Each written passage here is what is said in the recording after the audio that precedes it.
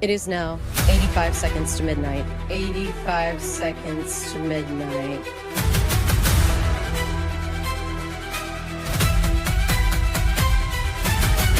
"85 seconds to midnight.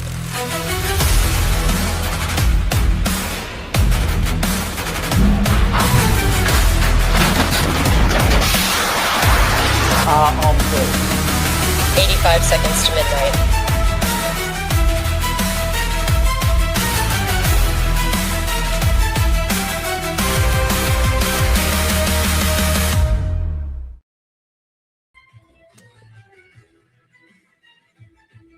Oh, hello. Just finishing my new book. You're a careful Fine, reader. It looks like you've never opened it before. None of the pages are marked or anything. I like to take care of things I value, Brian. Yeah. So you don't value your fingers. Well, hang on. What was that? 1 minute, 5 seconds. Thank you very much. No, it was only 4 because you've only got 4 fingers to count on. Shocking. Welcome to the Preppers Fireside. This is your Preppers Fireside. Don't ask any questions and we'll just bugger off. It's as simple as that.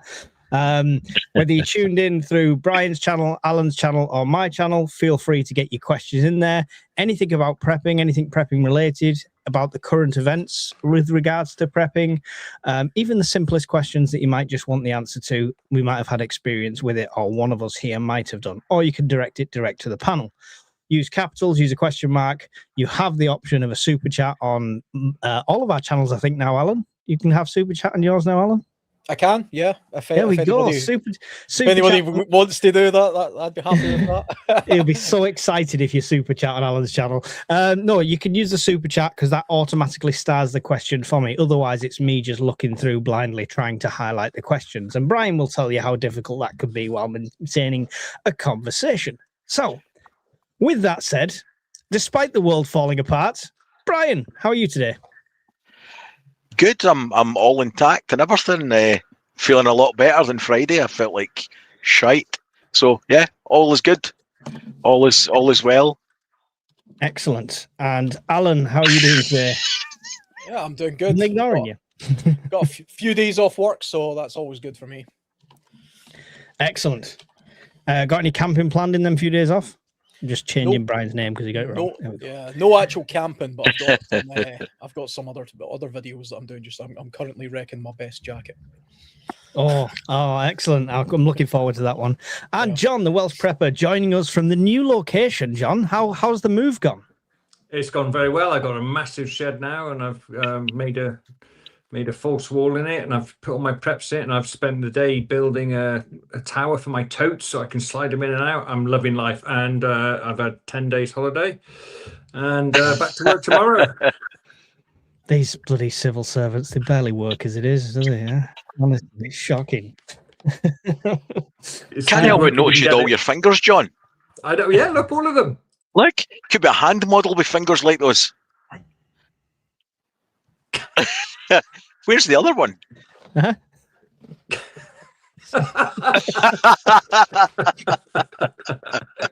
See, there we go. The sleight of hand literally is amazing. David Blaine has nothing on me. Right, yeah. Don't forget, questions in capitals all for the lads. Yep, appreciate that, Miss Worm. And for anyone who didn't know, I will plug it anyway. This is Miss Worm's book. Oh, I'll be honest, I didn't buy it.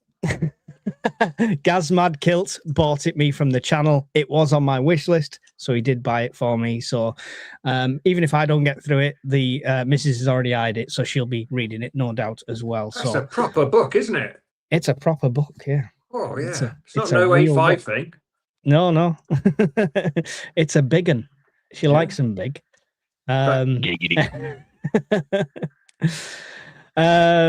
Thoughts on Coventry being promoted to the Premier League? It was inevitable once Sunderland weren't there to stop them, but thank you, Marty. We've not got a ream of questions from Phil at the start, so I've got to go through and star these ready. Okay.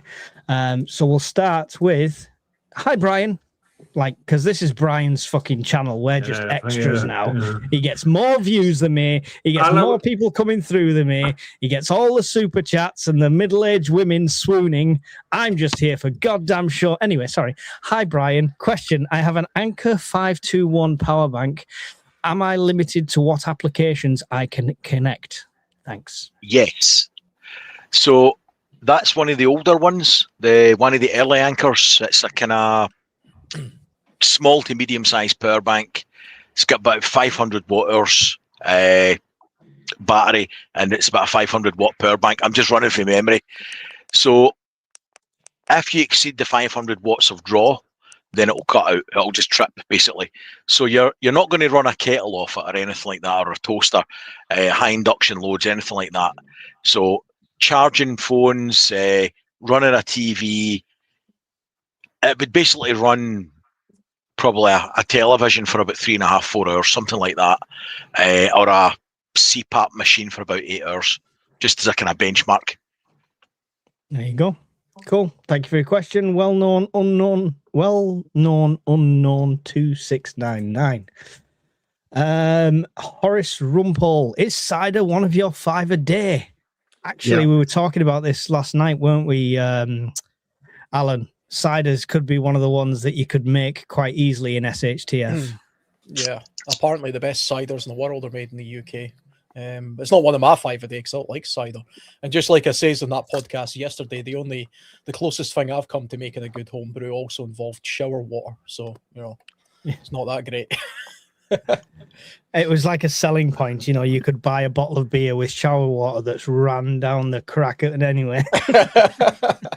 I did used to make my own home brew, but it is so water intensive. I mean, genuinely, you probably got to use about 4 or 5 times as much water as you actually bottle to get everything sterile. It's not worth it, really. If it's SHTF, I'd probably make it, but not just if it was long-term SHTF and we're trying to rebuild and you needed a drink, then the options would be there at least. Yeah, I mean, homebrew's actually got some advantages. It's always been noted that back in the day, people drank more beer than they did water, and it used to be said that the reason they did that was because the beer was safer than the water. Yeah, because beer is a relatively sterile product because it has to go through a sterilization process almost in order to be made, whereas water, back in the Middle Ages or in some parts of England, you wouldn't want to go near it. I think that's a bit of a myth, but half true. So if I bring nothing but beer on our trip, Alan, then that would be authentic, is what you're saying? Yes, I mean that's generally what I do as well. So between the two. I'll bring the champagne. I was going to invite you around for a champagne at my accommodation.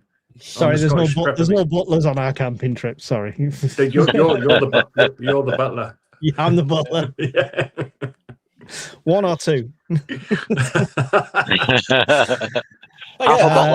Thing is, apple trees are pretty easy to grow, and they grow lots and lots of apples. Anybody with an apple tree in their garden will know that they have a garden covered in apples at a certain time of year. So if you've got the means to turn it into cider, then that's a great way of long-term storage. Because why do you think the first tree I've bought is an apple tree? Yeah. And as I say, I have brewed my own beer before, and it's relatively easy. I know a friend of mine tried to make wine, and on his sort of 9th attempt, he just gave up. He said it was so difficult. I think it's getting the mix right with wine, right? It can become out very vinegary kind of thing. That's the issue. Brian, you don't drink, but you're a disgusting, horrible crackhead Pepsi addict. What's your plan when that supply runs out? We're talking about brewing our own. Have you looked at brewing your own Pepsi? We talked about that cola herb the other day. If I run out of Pepsi in a disaster, I would probably assume the fetal position on the floor and cry for a bit. It's probably how it's going to go, if I'm honest. Is it just going to be a cold? I do drink, just very rarely. Once, twice a year tops. In fact, do you know the last time I had any alcohol? The Scottish Peppermint last year. That's knew it's going to be. That was it. Good times. That's my mission. Get Brian drunk on champagne at the Scottish Peppermint this year. So look, I'm not drinking anywhere near you in Vaseline. I'm not sure whose channels it's on. It's one of your channels. Andy Walker sent a £3 super sticker. So Thanks, thank you, Andy. Much appreciated, buddy. There you go. I knew it'd be Brian. It's just Listen, just calm down there, fingers. Okay, just chill. next week. I'm going to turn off the call streaming. Ha ha. Question for It's going Brian. to be mighty lonely in there with Mike on his own. Question for Brian. A silly question. Are you able to place a power bank on its side for use in difficult spaces? It's vented, right? Yeah, but you need to watch the vents. So yeah, let's do show and tell. So there's a little C300 vents are on the side. So you could lie it on its back like that, and the vents will still be there. Now heat rises obviously, so that'll be taken into account in the design phase. But I don't anticipate any problems if you've got it lying on its back like that for a couple of hours. If you're not drawing a lot of current, you should be fine. Same with any electronics. Just don't block the fans or vents on anything. Yeah. It's just a good rule of thumb, I would say. And they don't like water. They survive water. What's your problem? You keep going on about it. What's your problem? Right, we've got loads of questions, and I'm so far behind. There we go. Side of 5 your day. How many fingers do you have, Mike? I have, like every normal person from the Northeast, I have 6 fingers and 6 toes on each appendage. You're all right. There you go. Thank you for the question. Is that a paper cut on your hand there, Mike? Yes, cheers. Thank you, assholes. What did you expect? I know. Alan, I'll give you this one. Would you recommend a Grail or Lifesaver water bottle? And if so, why? It depends on your application. So for me personally, I go with the Grail for wilderness type individual scenarios. If I'm out in the woods as an individual, it's much easier to collect water. It's much more efficient for that purpose. It has a better form factor. The Lifesaver bottle is much the same, but it's a larger design, and it runs on a pumping system as opposed to a pressing system. So it's a little bit more tricky to use. They're basically the same though, in their form, in their application. They pretty much filter out identical stuff, and I think they hold about the same capacity of water actually, despite the fact the Lifesaver bottle is slightly larger. I did a review on the Lifesaver bottle when it first came out actually, so that's like 9 years old, that video, if anybody wants to go back and see it. Which I thought it was okay at the time, but it's not my favorite one because it uses a pump system. It's under pressure, whereas the GeoPress isn't. Yeah, you've got a Lifesaver jerry can, right, Brian? Muted. You're on mute. Can't hear you. Sorry, I just was trying to avoid coughing. Yeah, it's an excellent piece of kit. It was a gift, but they are expensive. But for a family, I think it's fantastic kit. Not as portable, obviously, as the Grail, though, I would say. No, obviously it's for more mass water. I like the Grail. Got sent to me by Taffy Nige, so thank you very much, Taffy. And that was it was a great one. It's always about the application. So the thing that Brian's got would be perfect for overlanding vehicles, camper vans, in your household or a larger family, things like that. The Grail and the Lifesaver bottle are there. That's a one-man band, so you're not going to be able to get as many uses out of it. So it would work out far more expensive to use a Grail the same way you would use the jerry can that Brian's got. Yeah, definitely. Kane says, what will happen next in Iran, now that the talks have gone sideways? John, care to speculate? Yeah, Trump is in a spot, isn't he? He's started a war of choice. He thought he'd go a very different way, and it hasn't. Iran have basically told America, fuck off, we attack us all you like, we're not going to give up. He's under a pretense that he's in control. He's now said he's going to blockade the Strait of Hormuz, and the Iranians are like, well, we're already doing that. So it's like, I'm stopping you coming through the door. No, I'm stopping you coming through the door. So it's like, it's as they would say in the military, it's a shit show. I think I imagine his school of thought there is if they block everyone else, then the people that Iran are letting through, like China and stuff like that, will then put more pressure on Iran. I think that's the rationale behind it. Right, which is a false rationale, because if you look at the evidence, there were 0 aircraft shot down for about 29 days, and then 5 were shot down in a day. Where are they getting those missiles from? All of a sudden, China. If they blockade the Straits, who are they stopping getting oil? China. Who's the net importer of oil? China. Is it going to piss off China? Probably. So I again, Trump just has got no strategy. He's got an exit plan. He's desperately, in my humble opinion, looking for a way out that he can make it look like he's won, and it's not coming. So the Iranians are just going to tough it out. The Iranians are winning. They're not winning tactically. They're winning strategically. Yeah, and they'll just tough it out. I'll go around the table on this one because it's interesting on-topic points. So, Alan, what's your thoughts on this? I'm pretty much with John on this. Actually, I think that analysis is fairly spot on. I always thought that the whole Iran thing was part of a bigger picture that was generally against China anyway. But the thing with Iran is all they have to do is wait out. They can't go anywhere. This is always the problem when you fight countries on their home turf. Where are they going? They can't go anywhere. So it's not like they could just pick up and surrender and say yes, okay. And Iran's a special case. It might be completely destroyed from a military point of view, as in they've no navy, they've no air force, and we've destroyed most of their missiles. Yeah, but so what? All the people are still there, the ideology's still there, the regime is still there, and it hasn't got anywhere else to go. Plus, the ideology of a country like Iran, the people who are in charge, are fanatical, suicidal cults who don't care. So Trump's played chicken with a person who wants to hit the car. That's a good outcome for them. And I think America's starting to realize its own limitations here, because you can't, it's not Venezuela. You don't get to just control a whole region by bombing it from the sky. All that's doing, all the Iranians are doing are keeping their head down. Eventually the Americans will have to leave, and then suddenly they'll pop back up, and all the weapons that they buried in holes in the ground will suddenly materialize. Yeah. Brian, can I get your 2 cents on it? I agree with everything that both said. What I would add to that is that Iran has had the benefit of 60 years of tuition. And by that, I mean, they've got to watch what happens anytime a large country attacks a non-peer adversary. So you've got Vietnam, you've got both Gulf Wars, you've got Afghan, Syria, Libya.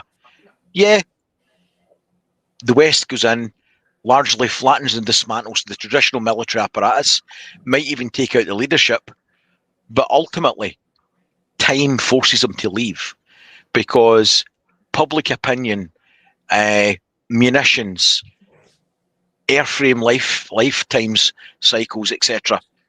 They know, Iran knows by looking at the past, that the West always cuts and runs. It's the one thing we've been consistent in for 50, 60 years. Sooner or later, we will leave. They don't have to win the battles. They're going to lose the battles. They were never going to win them. All they have to do is survive till they get fed up and they fuck off. And that's it. Like John said earlier, they've lost the battles, but strategically, Iran has won. And to win, all they have to do is do nothing. It's really that simple. Hold out. Yeah, definitely. Go on, John. Yeah, just to follow up what was said earlier, is that the Western military philosophy is to value life. We try to save life. We try to preserve life. We will protect ourselves. We'll put body armor on. We will avoid going on the same route 2 days in a row when we're in combat. You know, all the thing is designed to save life. Iran, they value martyrdom. They don't give a fuck if they die. They value martyrdom. So, and we just can't get in our head. The Western military philosophy just cannot cope with it. And obviously America can't cope with it as well. But they welcome it. I remember CNN saying that, the supreme leader of Iran made a tactical error because he was out in the open. He stayed in his palace on the top floor, and then he was taken out. It's like, that wasn't an error. The guy was 84 years old. That was the best thing he could have done. He's went out in a blaze of glory. Now he's been immortalized. I mean, if you genuinely believe that death brings you to paradise, and they do believe that, that's not just You know, that's not just a fairy story. They really do believe that. The whole point is the afterlife, not the current life. And if you can die as a martyr, then even better. Extra gold stars. It's extra. Do you know where they're going? It's a cloud full of cans of Pepsi, mate. That's the afterlife. You wish. That's hell. So, I could just envision Brian fighting through the 74 virgins to get to the case of Pepsi at the other side. They might all look like Susan Boyle. That's it. The virgins for a reason. Mike, oh, dear. Can you do me a favour? No. I deserve that. Yeah. Can you pull up a question from 2045? It's known capitals though, from Taylor T4694. It'll save me a lot of typing. I'll probably It's just under preparing the path.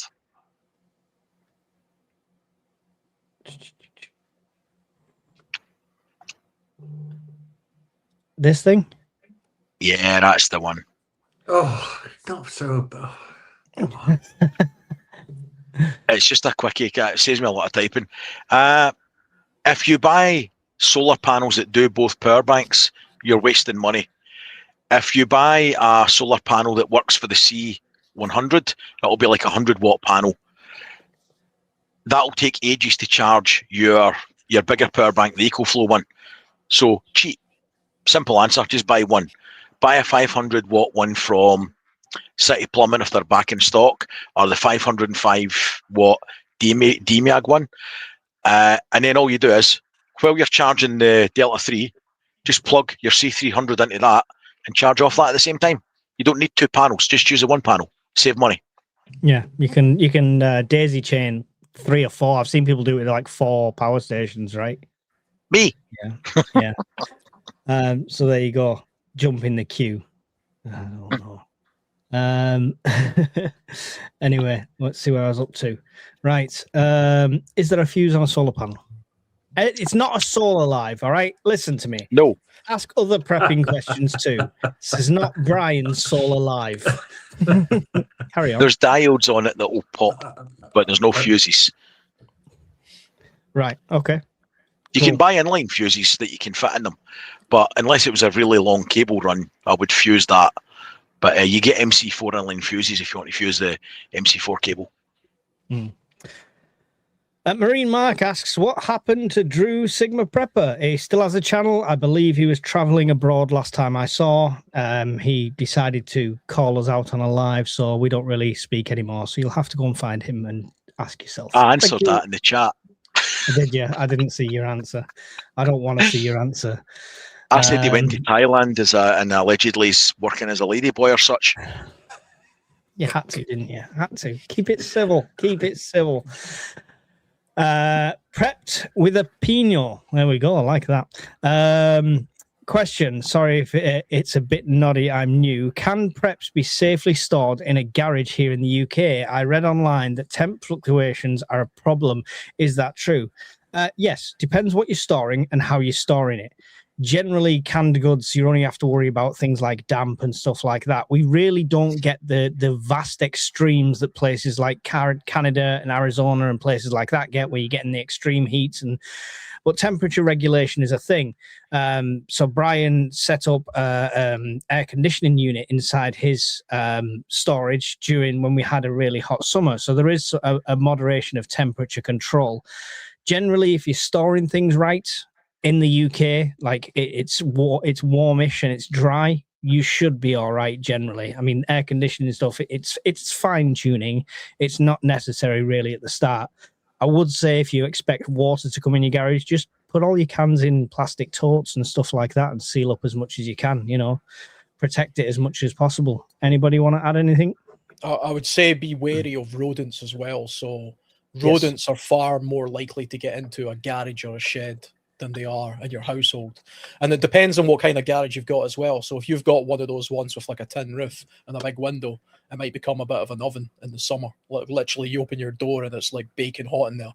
And it can be equally in the winter time, you can have condensation problems. I've got a garden shed. It's just a totally normal wooden shed with a window. But I've got problems regulating the temperature just in that shed. And even just the act of just opening the door can cause condensation in my shed, which I see on like the side of my bike and some of the storage I've got in there. So that's something I need to watch, which is why anything that can rot I've got in this room, and this is a spare room.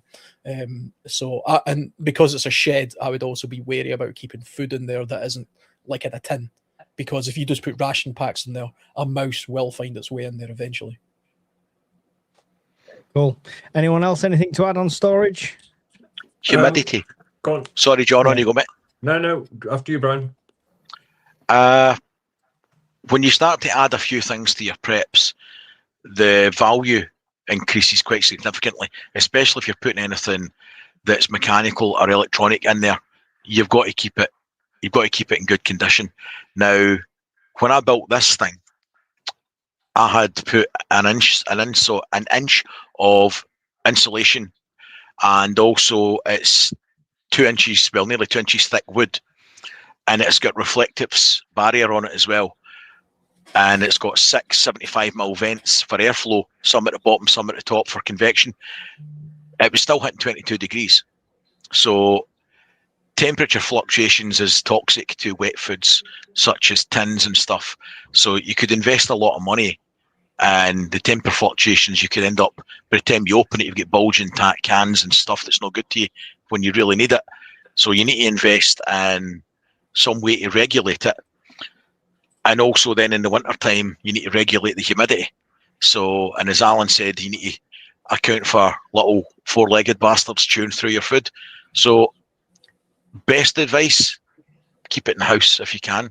Stick it under your bed, food, stuff like that. Find some place, put it in plastic boxes, stick it in beds, cupboards, wherever you can. Or the outbuilding, make sure it's properly kitted out for it. Yeah. If you're not using it as a garage, you've always got the option to kind of seal that up and make it more of a controlled environment anyway. I seen somebody on an American prepper channel today using a wardrobe. He had a big wooden wardrobe in his spare room, and he used that as a food storage pantry. I thought that was quite a good idea, because it was just an easy way of, rather than building shelving and stuff, he literally just bought an off-the-shelf wardrobe and used that.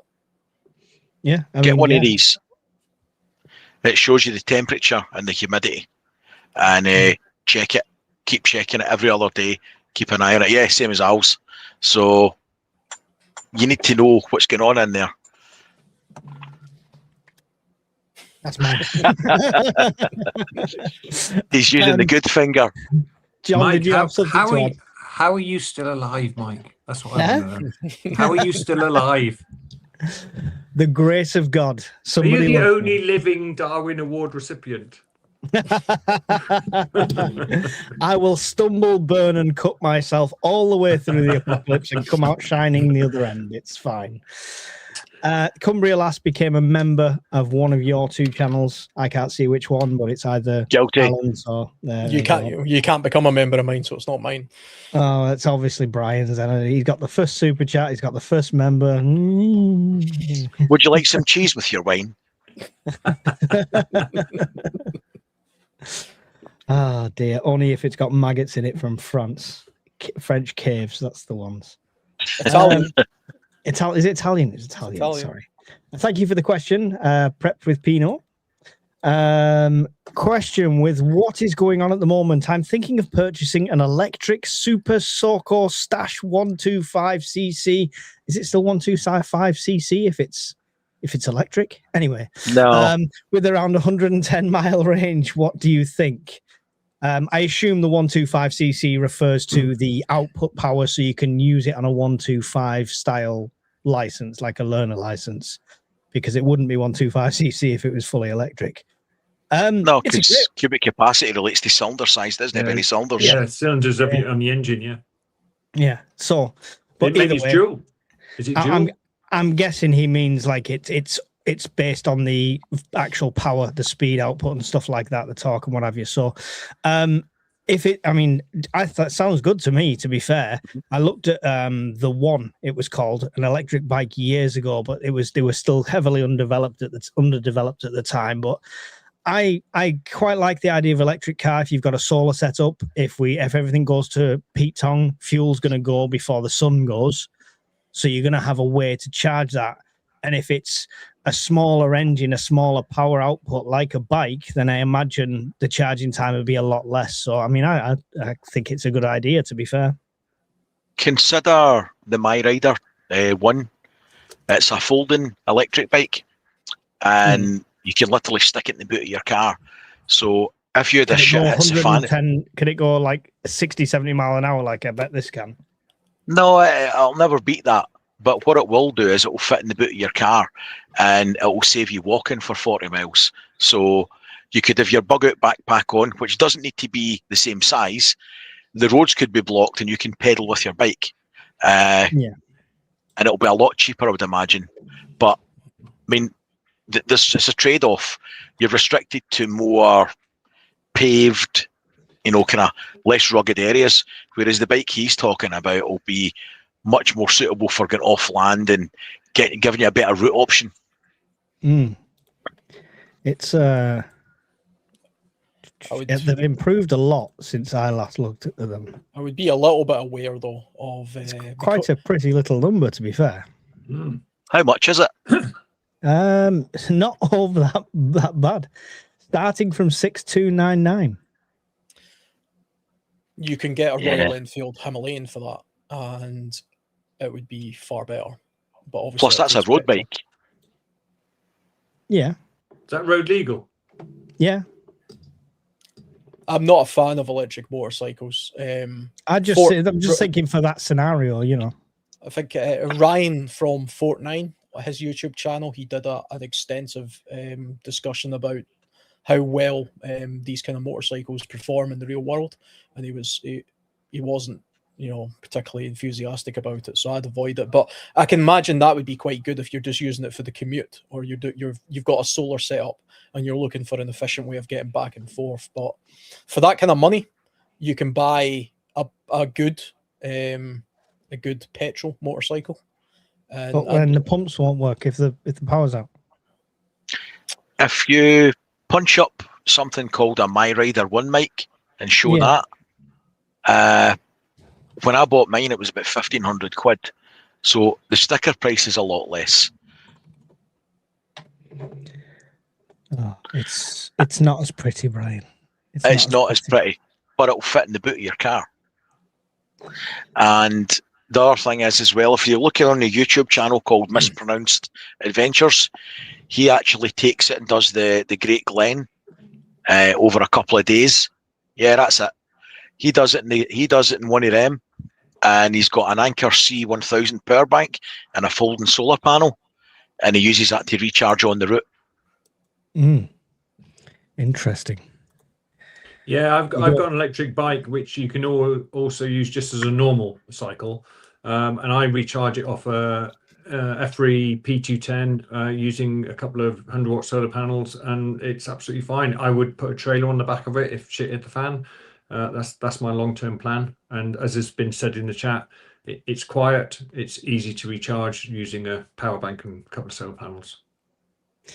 Excellent. Cool. Well, hopefully that's answered Cheshire Prepper, but I would be very interested if you do get it to have a look at that. That'd be awesome.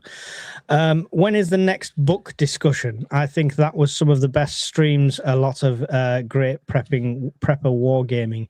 I think he means the scenarios and the stuff like that. So we want to do more. We just figured with the real SHTF happening now, you would get more value on tapping into knowledge base of other preppers. So that's why we're doing more of the Q&As. But yeah, we've got some planned, and we will do some soon. So just make sure you're subscribed and you hit the bell notification and all that wonderful stuff. And you are. How's the garden coming on, Mike? Yeah, all right. It's I've got my tree and my potatoes in.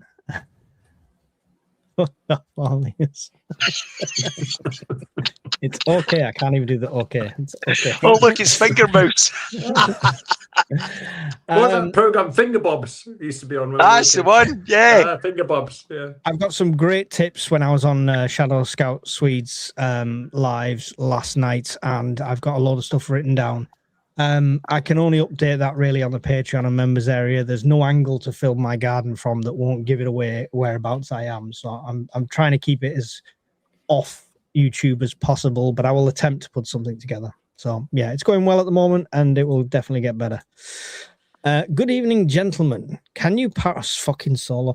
Can you parallel solar power stations? Recently purchased a Fury 225 400 watt station. Yes, I think we just said that you could do that. Can you mix brands and stuff? You can parallel the panels. You can't parallel the power banks. So if I think they've just mistyped, I hope so anyway. You can't parallel the power banks. It doesn't work like that. I'm pretty much convinced they mean the solar panels.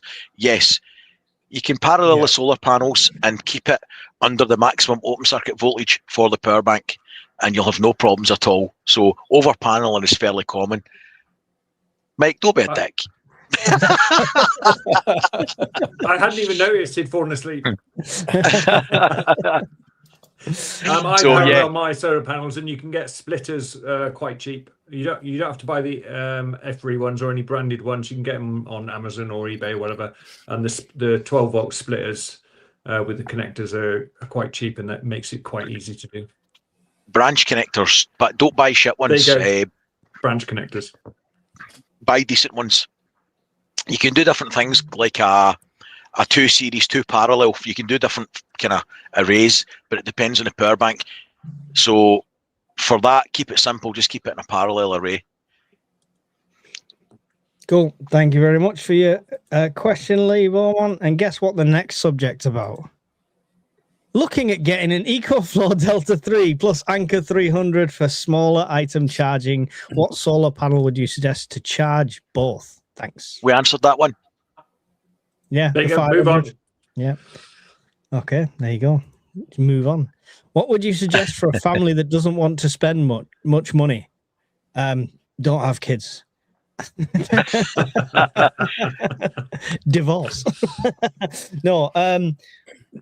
I assume you're talking about prepping in general. And if you are, then ignore all the gimmicks. You know, even to the point of we talk about the Delta 3s and stuff like that. Yes, they'll be wonderful to have. But if you're on a tight budget, it's not always the option. Get the smaller options. Get the small power banks that's just going to keep your phone going and stuff like that. Yeah. But your main concentration always has to be food, water, shelter, warmth. So for me, that's my opinion. Anyone want to chirp in on this one? Look to try and make what you're doing just now more efficient. So prepping might just be about better utilization of whatever it is you have at the moment. So do a bit of a sit rep of what your consumables are just now. How much energy do you use? How much food do you go through? How much, how often do you have the heating on, etc. And then make a spreadsheet and look to try, bring that down as much as possible and give yourself a little bit of excess. And with that excess that you've saved, where you're not spending any more money, you've just saved a bit of money, but now you could spend it on maybe improving somewhere that you see a bit of a lapse in your preps. And it might be in tinned food, or it might be in a small power bank or something like that. But you're not spending anymore. You're literally just sorting out your finances a little bit better. Yeah, definitely. Now's the time to be a bit more frugal and save what you can, right? Thank you, Preparing the Path. Yamafend. Now Trump has put a blockade on the Strait of Hormuz. What happens when the Chinese come trying to sail by with a tanker? We get the popcorn out and we watch. My money would be on America just letting them sail through because they don't want to take on China. Yeah, it'll be stop, please stop. Now, please stop. Please stop. We'll let you off this time. Yeah. Just this once. We've come to an agreement. We've come to great productive talks, and China can now go through. It's I mean, we've done it to death, sort of thing. But he had another long-winded message on Truth-ish social, right? Didn't he? Put a huge, like, long-winded one, basically saying the talks didn't go as well. The talks went really well, like magnificent, like excellent, like wonderful, but not the nuclear side of things and stuff like that. So now his threat of fire and fury has turned into blockade, and I don't see how that affects Iran. There's no pressure on Iran apart from potentially China going, oh, please make a deal so we can get through, but they're not going to do that either. Well, there are Iranian ships, aren't there? So, I mean, you could play the game that if Iran is saying, well, we're only going to allow the ships that we deem to be not our enemies through, then in theory, another country from maybe Oman, like America, could say, well, we're not going to let any Iranian ship through, including any ship that has an interest to Iran, you know, and that would harm their economy just as much. But they don't care. But he's not trying to stop the ships. This is what people are getting hung up on. That's just a byproduct. He's trying to stop the precedent. Freedom of navigation has been in the go for 80 years. So it's ironic, given that on an interview last week, he was the one that said, why should the Iranians get any money? Why don't we charge it to the victors go the spoils? Even though he butchered saying that. And then they tried to float the idea of him and Iran splitting the money. Now they've given him the fingers to that. They have to get no money. And it's back to business as usual, freedom of navigation. So he's trying to do away today with the precedent of charging for, passage, which, like I say, is ironic given the pile of shit that he came out with last week. Yeah. Let's just get in context. Before the straits were closed, there were 140 to 160 ships going through the strait a day. A good day now is 6. Yeah. That's so dramatic. 3 weeks off jet fuel shortages in the UK, I believe. Yep. So if you've got a holiday booked for 3 or 4 weeks' time on Ryanair, then you might want to reconsider. You might be getting a cancellation through. But the thing is, a lot of those ships aren't going through the strait, not because there's somebody from Iran literally stopping them from going through. It's because those ships are self-regulating themselves not to go through because of the threat of what Iran is saying they may do, or they might mine the water. So they can't get insurance, and therefore they can't pass through that way. So it's not that Iran is physically doing stuff, because Iran doesn't own the Straits of Hormuz, because it's a joint area. Waterways, I think it's only, 12.5 nautical miles from land is what a country owns from a waterways point of view. Yeah, the Straits of Hormuz. Yeah, the Straits is what, I think it's about 24 miles wide at its sort of narrowest point. So it's also is Oman on the other side and Iran on one side. And because it's a major waterway, you're not actually supposed to be able to interfere with that. It's kind of like the English Channel. England doesn't own the English Channel. You know what I mean? It's just called the English Channel. They own it 12 miles out, just as much as France owns it kind of 12 miles that way. And the English Channel is roughly that sort of 22 miles across as well, I think. But you wouldn't really be able to prevent anybody going through that unless you were fully at war, which Iran is saying they are. Unless the Russians send a warship with it, and our response could only be getting the HMS Victory off and trying to do a cannon broadside to the side of a ship and see what happens. I think we wrote them a very stern letter. Right. Oh, yes. Yeah. That learned them. Stop doing it. We really mean it this time. Honest. LifeStraws. I bought them, but are they any good? My personal opinion is yes. It's one of the companies that do actually send it out to less privileged companies for them to use and like give it away, and trialed and tested in really bad areas. Don't get the not a LifeStraw. I did a video a while ago where I cut one open. I cut both a LifeStraw open and a cheap Temu version one open, and the difference is dramatic. And don't. That was a good video.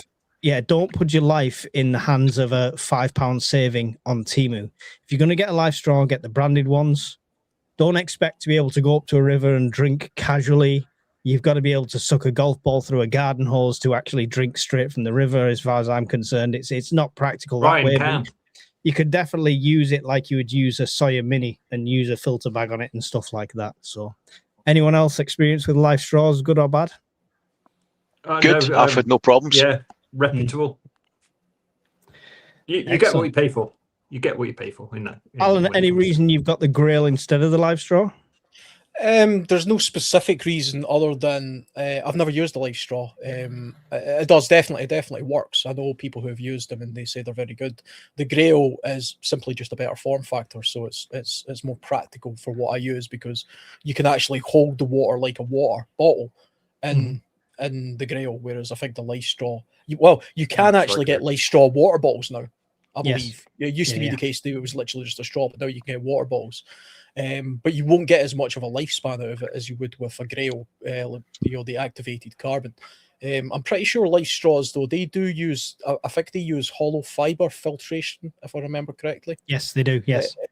So that tends to be a little bit less efficient, in my opinion, than your activated carbon type purifiers for chemicals. And viruses are basically the same, but the chemical side of it, like VOCs, you really only get that from things like the Grail, whereas you won't get that from the hollow fiber ones. Yeah, and as a comparison between the two cheap ones that I cut apart, they had them the fibers in there doing it the same sort of way, but it was about 80% less in the cheap version.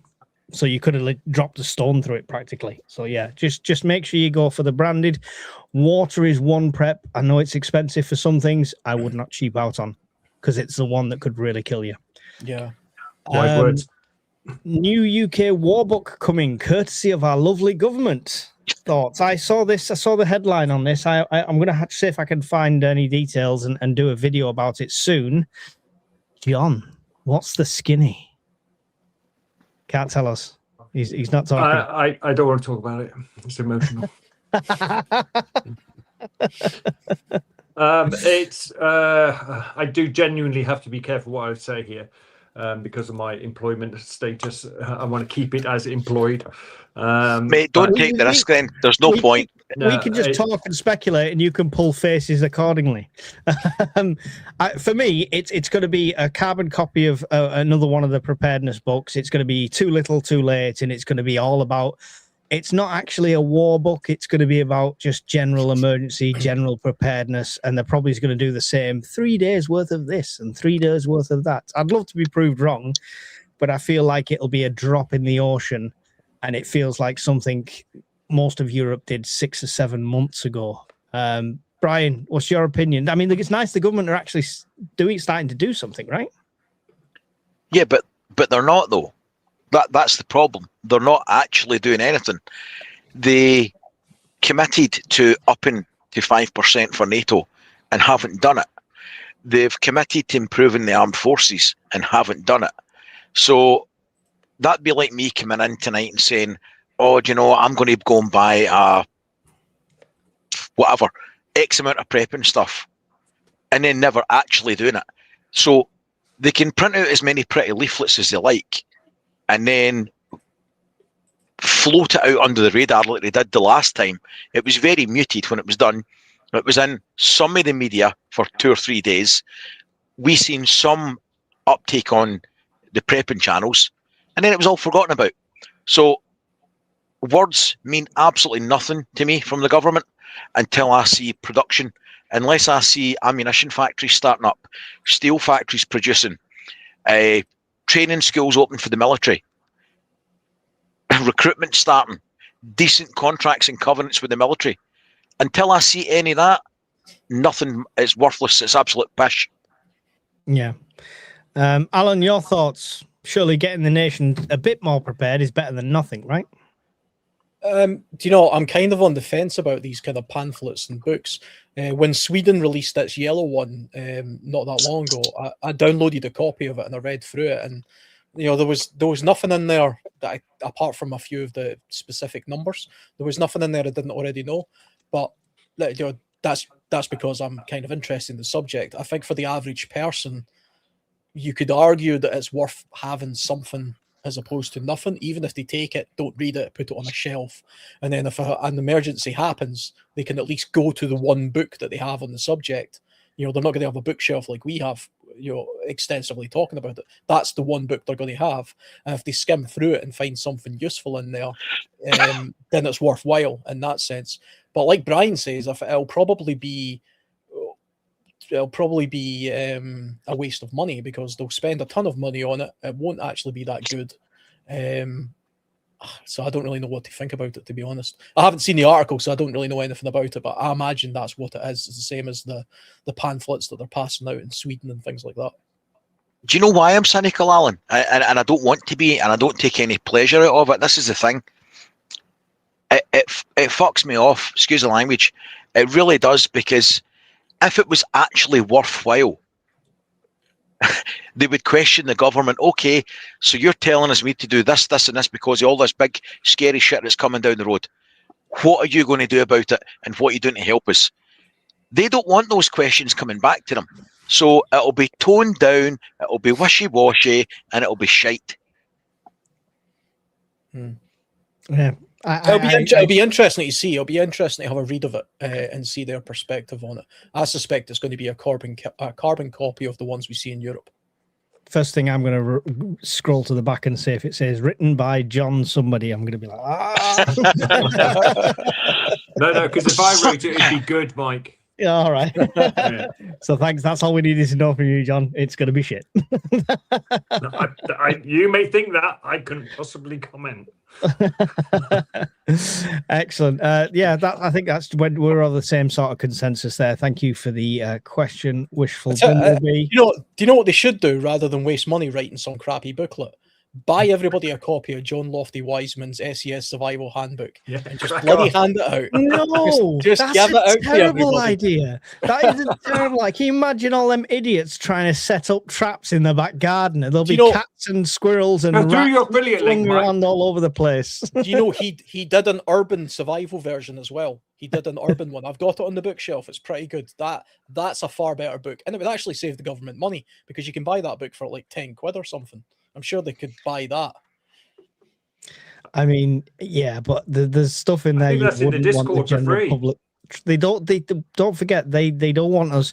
Their advice is don't use candles in a blackout because you'll burn yourself to death. This is the mentality they're aiming at. Give them Lofty's book, and people are going to be, I don't know, garrotting themselves in the streets or something. I have no idea. Can one of the moderators check? I think that Urban Survival Lofty book is in the Discord library. Could be too. I might. Well, use talk. I might see if I can usually see the title. If you don't know, by the way, during the live, usually after the live, Miss Worm will, any books we've mentioned or so much, she'll put links to them that go through her affiliation. So make sure you use them, and it helps her channel out as well. Shall I ask the Scottish government to use your affiliate link to buy the 3 million copies of Lofty Wiseman's book, Mike? That would be really handy, John. I'll see what I can do. Fuck my work up. No promises. I say that 3 million affiliate links is probably 3 million half pennies. So what does that come to? I don't know. It's worth having. It's worth having. It's worth not. That's not all we having. need to know. Country Trumpkin. I've just read that. Here's the urban one. Here's the wilderness one. So very similar looking books. There might be updated copies nowadays, but this is the urban version. Do you know what? I'm ashamed to say I've never seen or heard of the urban one, so that is going to go on my list. Fantastic book. It's very prepper orientated. Is the first section about sort of self-defense, basic self-defense? Because if it is, I've seen it on Discord, definitely.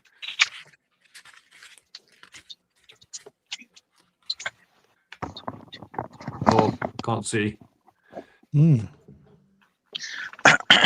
Safety for maybe not. Someone will tell us. Yeah, good books. I've just found a copy of it on Amazon. It's unknown binding, £91.84. You can bite me. 91 quid. I didn't pay that for it.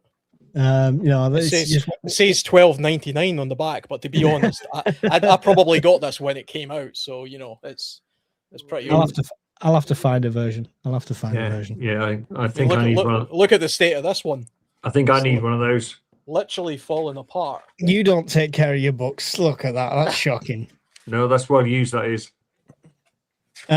Right. Wishful Bumblebee for John. Do you have a bugging room planned for your new home yet? Yes. Is that? Are you going to leave us on just yes? That's it. It was a direct question, so I answered it. Ask a better question. No, sorry. Yes, I do. But at the moment, I am just doing all the sort of layered defense stuff. I'm putting some bolts in, some dead bolts. I'm putting the film on the windows because it got quite a big, got some quite big windows on the ground floor. Just doing basic layered security stuff at the moment. I have got my store sorted out now, which has a certain level of disguise on it, just in case the government comes knocking. They're not going to come knocking, but just in case they do. And I do have my eye on a particular room in the middle of the house on the first floor, which would be my bug out room, my bug-in room. Sorry. If the government comes knocking, they're not the government. No, right? they're not. No, absolutely. Thank you, Wishful Bumblebee. Yeah, thank you for the question. A massive humanitarian disaster is looming with mass exodus of starving people leaving the area. Manchester. That's yeah, probably. Question for John. Yeah. So the MOD have said again the UK must prepare for war, including military and civil infrastructure. Are they going to include farming and fossil fuels so we can be self-sufficient? I'm just trying to work out the question. I think a part of the plan, are they going to start drilling again and letting our farmers make food? Yeah, so I don't have to be careful, but I just have to pick my words carefully. The National Emergency Plan for Fuel is being reviewed at the moment, and that isn't just because of the current crisis. It has something to do with it, but it is routinely reviewed every couple of years. And the list of Cat 1 and 2 responders is also being reviewed.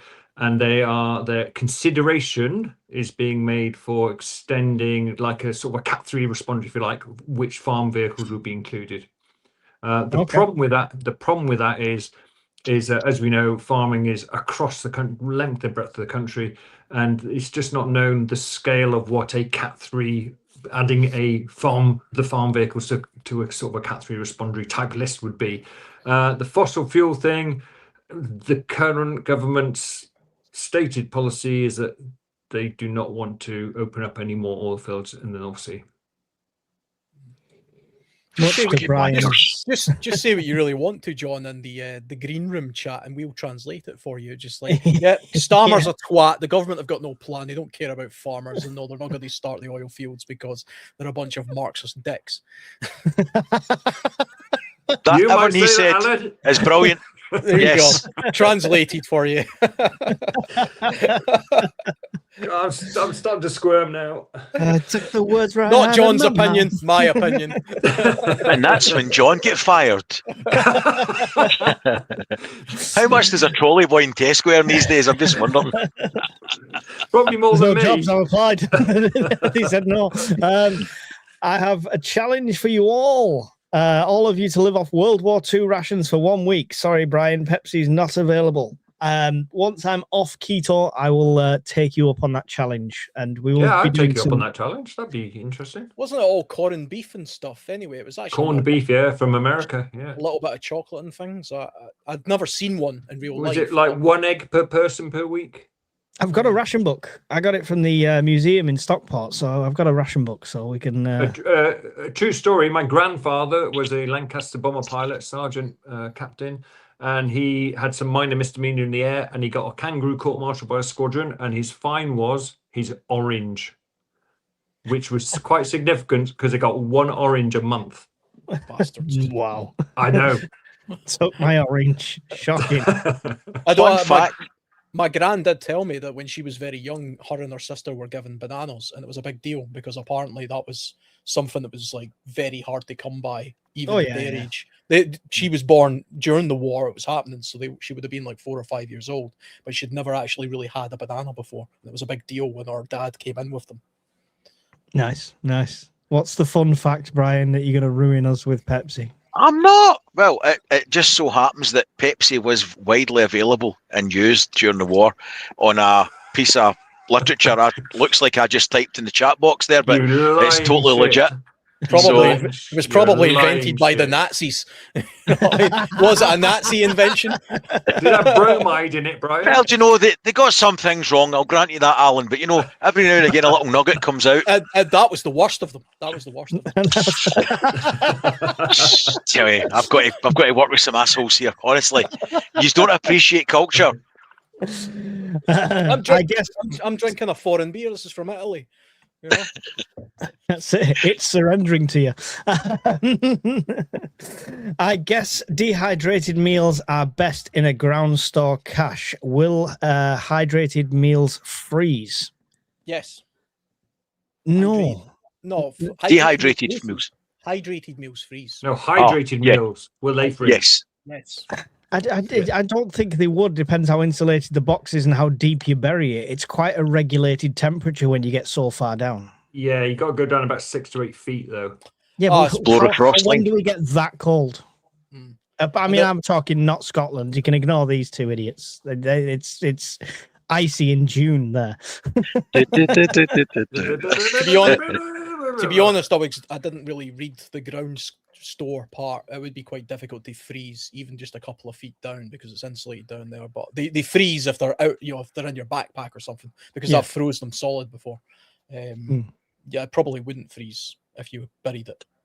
Yeah, that was my thinking as well. But I mean, you've got to think.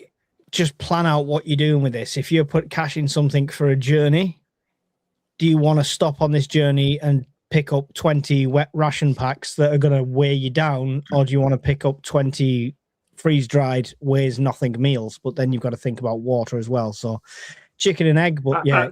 And also 20 freeze-dried meals is quite expensive. Yeah. That's the unfortunate thing at the moment. Yeah, definitely. Yeah. I need a freeze dryer. You do. We keep telling you. If you have a suspended timber floor, put it under. Should have plenty of airflow to regulate temperature and safe from raiders. Very good. It's a good idea. But watch out for the rodents. Yeah, That's the one. mice. Yeah, definitely. Yeah, watch for Maybe a infestation. steel-lined box. Yeah. There's loads of little tricks like that. I've done the kickboard ones in the kitchen and trays of food under there. So there's all sorts of little gifts. Thank you for that one. It's a good one. Thanks for reminding me to get more foil wrapped cheese for my stash of MREs, rum, and Taylor's Old 20 Tawny Port. I think I'll get some quints too. There's no point in prepping with food you don't like. There you go. Don't you think this Q&A highlights the biggest worry for most people is no power? Yeah. Yes. Yep. Yeah. I mean, I joke that like all the questions are power related, but it's one of those things I think you can't as easily remedy as going to Aldi and spending an extra 20 quid on tinned food or a couple of bags of pasta and stuff like that. It's a significant investment if you're looking at trying to preserve power and stuff like that. And rightly so. I mean, Brian, I've always thought about CMEs as a threat to the grid. Yeah. So I've always kind of had power planning on my mind, but that's by nowhere near the most likely scenario. Why are people so worried about it? Why should people be so worried about power? The lifeblood of a modern society is the grid. You walk about with a box in your pocket that you have a panic attack if it doesn't work, i.e. your mobile phone. It's got your banking, all your contacts on it. I couldn't even tell you anybody's phone number on my phone. I've no idea. So that's just one example of how tied we are to tech. If you lost your electricity supply within very short order, things would go to hell in a handbasket.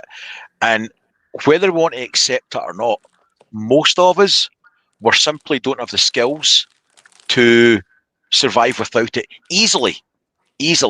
Now, people that have got an interest in prepping could say, well, I would be okay, I would do this, I would do that.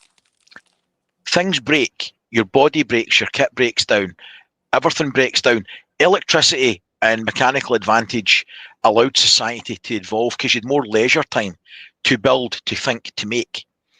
If you don't have mechanical advantage, you don't have power, then you're back to grunting it out with hands, short life expectancy, and hard work, and dependent on seasons and everything else. It's a big thing. It's a big thing.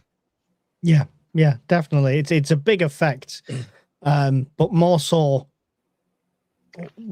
we're on a slippery slope towards the effects of the power grid, right? With relying on renewables and stuff like that. So the likelihood is much higher than it used to be. Can I just make a point here? If anyone thinks that by having a solar array and a power bank, they're going to have unlimited communication and Wi-Fi, you need to think again. The average backup power on a mobile transmitter mast is 4 hours. The major ones have a diesel generator. That's probably going to go 16 to 18 hours, but it's not getting refilled after that. If there's any diesel left.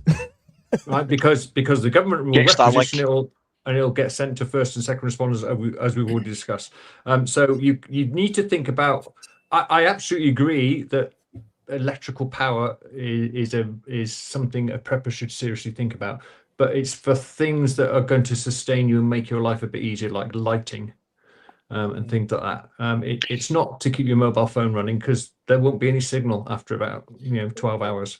It's not just that. I mean, it's the entirety of our infrastructure now relies on electricity. We simply don't have. It's not like a lot of people say, well, we went perfectly fine for centuries, thousands of years without electricity. It was like, yes, but we didn't live in a society that was based on the infrastructure of the electrical grid. So hospitals run entirely on power. I tell you what, all the ports where we get all of our supplies in the UK, it's impossible to bring the shipments of the goods in, the containers, without electricity. There's no mechanism for bringing in containers without electricity. I know that for a fact. A lot of the logistical infrastructure simply doesn't work without an electrical basis for how that works. And our houses are all, this is a relatively old house. This house was built in 1935 and has an old fireplace. Almost every house after 1950, 1960, they started doing away with fireplaces, and they relied on central heating, whether that be gas or electric. The second you turn off the heating in this house, it's bloody freezing, because that's kind of just the way it was made. And you wouldn't easily be able to retrofit this with, well, you might with this because I've got a chimney, but a lot of houses you wouldn't be able to retrofit so that it could run off something that wasn't electrically powered, including the gas supplies. Your gas isn't going to work without electricity anyway.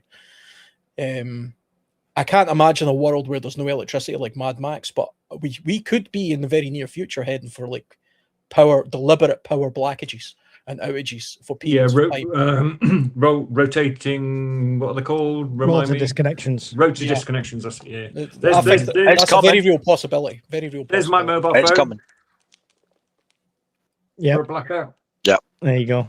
Yeah. I have a similar book. I mean, we could literally spend every fireside and a day during the week talking about power, why it's a problem, and ways to mitigate it. That is the appetite that's out there, and I get that. I do get that. Understand that, because we know, or should know, how bad things would be without it. But please put it in perspective. The chances of a long-term, if you had a bad power disconnect, and I'm talking longer than a week, the country's pretty much fucked, right? That's, if you've got a countrywide power down for more than a week, you can pretty much hang up the coat. That's it. It's done. We're smoked. And I know that sounds ridiculous, a week, but you think a week of nobody knows what's going on, no coordination. It doesn't bear thinking about. A week, you would have big problems. And the longer the disconnect is, and depending on the manner of disconnect, the harder it will be to do a black start. But prep for small, short duration power failures. Everybody can do that. And I'm talking like a small power bank that size for about 10, 15 quid and a roll of USB strip lights. That's your starting point. It's no spanking 20 grand on solar panels and batteries. don't get me wrong. If you've got the 20 grand, I'd spend it and have. But you don't have to. Start off with something to give you a basic level of light and some way to charge a radio or your mobile phone for short term, the most likely things that are going to happen in the near future. But don't take that me saying that I don't think there's going to be power grid problems. There bloody well is, and they're coming within the next 2 to 5 years, tops, without any external factors. Sorry, I don't mean to hog the chat there. No, absolutely fine. He's right. It does highlight a lot of people's concerns, because I think it is, like I say, it's the hardest thing to mitigate against, that we are so reliant on. So easy to buy, spend an extra $5 on food. You can't spend an extra $5 and power your house, unfortunately. Sorry, Al, on you go. I was just going to say, if anybody gets a chance, there's some good articles just now coming out of what is it? Al Jazeera News about the power grid collapse in Gaza and how people there are coping with it, because their grid has been pretty much decimated. So generator power has been getting used pretty much the entirety of the last year in Gaza. And Al Jazeera did a couple of articles, I was reading them a couple of weeks ago, where it was first-hand accounts of how people are coping with it and what they're doing. It's very, very interesting. If I can find a link, I'll put the link in the chat or something. Combine that with the fuel shortage. Imagine. And if anyone watching is interested, have a look at the 2021 Texas power cut. 10 days in the middle of winter. That's a good one. Really good one. Really good for there's some really good social behavior there. But what is interesting is that 200 people, 246, I think, died as a direct result of the power outage, and another 500 people died from carbon monoxide poisoning from lighting their barbecue in their house. Yeah, and I'm sure there was more with trips and falls and fires as well. When was the last time? Was it the 70s the UK last had rolling blackouts with the? Yeah, I just about remember them. I was like a 5-year-old, I think, 4 or 5 way before my time. Don't remember any of it. That was a loaded question, John. We were set up there. You bastard. If you're on this side, you don't remember. This side, you don't remember it. On that side, they remember it. I jumped in with all fingers there, Brian. Jumped in with all my fingers.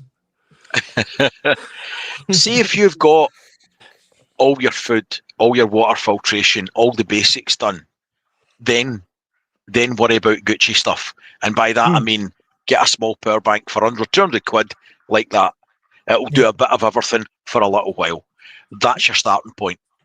Yeah, that's basically I got the other one version of that, and it's been brilliant, to be fair. So stag chili is the best prep. There you go. It's official. Thank you, modern. I've never tried it. You never tried it? You've never tried stag chili? Do you know what? I've never tried chili at all. What? I've never tried chili in my life. I've never eaten chili of any kind. I don't even know what it tastes like. Scottish pepper meat. So bizarre. Anyway, let's carry on. That's cruel. Weirdly enough, I was eating stag chili yesterday. Dynamite stag chili. I eat it with pasta. I don't like rice really with chili. I eat it with pasta, and it had a bone in it. It's the first time I've ever found a bone in a tin before. Yeah, like, oh, that was a bit gross, but nice. Bit of marrow. So, what does it taste like? Out of interest. Tastes like spicy spaghetti bolognese with kidney beans. Kidney beans. Yeah. The only difference is kidney beans, really. Right. Okay. So it's like spag bol with kidney beans. Yeah. It's like a spicy. Kidney beans seems to be a very British thing, though. I went to when I went to Texas. I went to a few places that did chili. A lot of places put cheese and chili on everything. Don't order the ice cream, but like I had chips or a hot dog with cheese and chili on, and they didn't have kidney beans. Yeah, they use five beans, don't they? Well, and my stepdad, who was a very big American fan as well, he put baked beans in his, which was really nice. I don't like kidney beans. That's what I do with mine now. So, but anyway, I'll need to try it. We're gonna have to make chili at the Scottish prep meet, aren't we? There we go. Brian, on the Fury P280 has the two XT90 solar input plugs. Can you use one battery to feed two XT90 into the P280 for double charge? Just had a stroke trying to read that. People, this is just made up. This What? isn't even a real Yeah, thing. it's Is it? just amazingly speaking Swahili. So what you do is you get the R2D2 and the C3PO, right? And then you... Put one I'm behind trying the to read other. that off our phone screen and make it make sense of it. Yeah, it's It's got two solar inputs, right? Yeah. Can you use the one battery to feed two XC90s into the P280 Yes. for double charge? So what you're talking about is using a slave battery, not one that plugs into it normally, and putting some terminals on it, and then an XT90 connector on it, and plugging it into both MPPT ports. Yes, you can do that. There you go. That'll just drain the Thank battery you. quicker. But yeah, Thank you, ES Trading. What if a Chinese tanker hits a mine? Oh, interesting. Black Swan event. Nice. Oh, probably that'll go sink. boom. Yeah. Actually, a Chinese tanker hitting a mine probably wouldn't be much of an issue because it's an Iranian mine and Iran and Chinese are allies, so they'd probably just cover it over and call it a terrible accident. But I do find it interesting that they're asking captains of these big, really, really slow-moving vehicles filled with the most volatile thing known to man to go through a most contested waterway in the world. I wouldn't want to do it.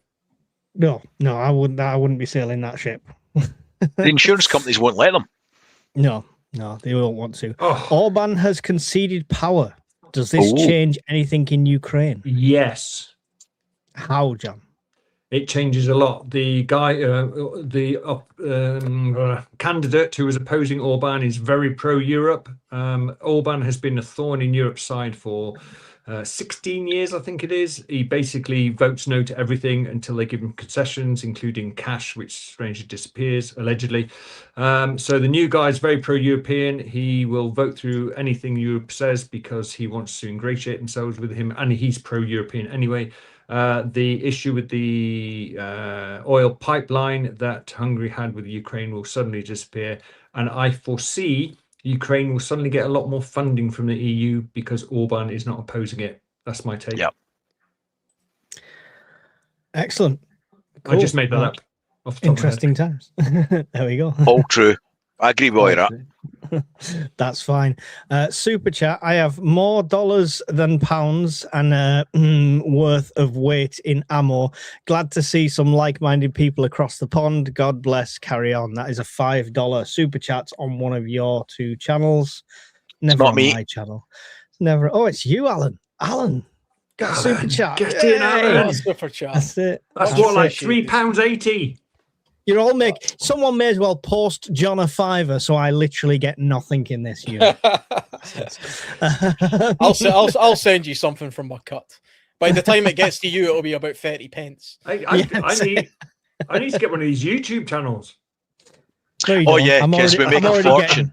I'm already getting stripped of everything. You know, my kids won't eat tonight because of Alan and Brian. Just so you know, They don't deserve it. They don't deserve to eat. Questions in capitals, please. Give Mike a chance to see them. Thank you for the reminder there, Mel. I clicked on that because it was capitals. That was stupid. That was about an hour ago. I listen. This is another point. I'm 84 behind the live chat. I highlight the questions and go through them systematically. You don't have to repeat your question. I saw people put a couple in twice. We will get through them. We're trying to churn through as many as we can. The super chats will be bumped to the top, like the $5 one. But other than that, we've just got to persevere. Do we think the Saudi oil pipeline reopening will alleviate the issues? Slightly. Not to any great extent, no. Oh, it's not going to do much. No. You're talking an 18-inch pipe instead of a massive super tanker. Yeah. It will improve it marginally. Right, there you go. It's not going to do massive effects. M20 to Dover has a lot of overnight closures recently, which they do before Operation Stack. I wonder if they expect logistic impacts soon. Thoughts? Says Modern Skeptic. Any thoughts on that? I don't know enough about it to give you an answer. If I'm being honest, that's a John question. So expect logistic impacts. I assume that's related to fuel issues. My brother-in-law works for a major oil company in the UK, and he says they're sloshing with fuel. They've got more fuel. They're trying to get rid of it. There's not a fuel supply issue. There's a fuel price issue at the moment. The continuation of the Middle East conflict or special operation, whatever you want to call it, will start to have an impact. But most of our petro products come from Norway and America. So I don't know if Operation Stack is going to be put on for some other reason. I do know that I think the French air traffic controllers are going to go out and strike soon. So maybe the dock workers are going to go out in sympathy, because that's what the French do. Right. Okay. Interesting. We will wait and see with that one. A few weeks ago, I asked about UK conscription. You didn't think it would happen. Has your opinion changed? Do you think we will be at war some point in the near future? Dominic Moore. Conscription, no, technically. I think if they're going to do anything, they might attempt to do what Sunak tried before he left, which was introduce a form of national service. But that would again be based on, you're not going into further education, so you will do a year or 2 years national service, so on and so forth, which I'm not opposed to. I'm not opposed to the training side of things and having people more prepared. I wouldn't want to send them, young recruits who are in overseas after 6 months or anything like that. But national service as a concept, I'm quite behind. I don't think conscription will ever come in. And as we know right now, you're not going to have uniforms, you're not going to have weapons, you're not going to have ammunition, you're not going to have the logistics. If you suddenly had a great recruitment drive and everyone suddenly signed up for the military tomorrow, you'd be wearing your own clothes and you'd be taking your own pitchfork to defend the country, because there's nothing there. Anyone got any input on this one?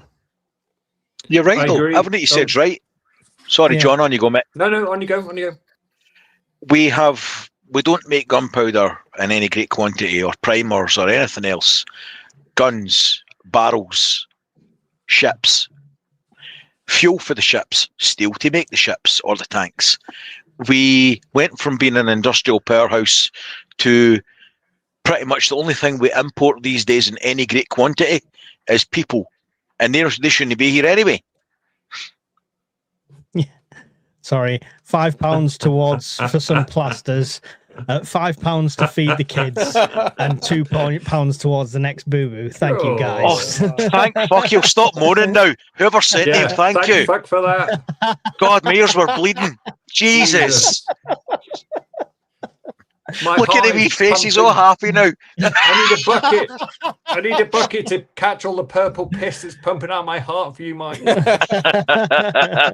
Listen, we all can't live the champagne caviar lifestyle like you have, John. Sorry. Hey, should have tried harder at school, Mike. Should have tried harder at school.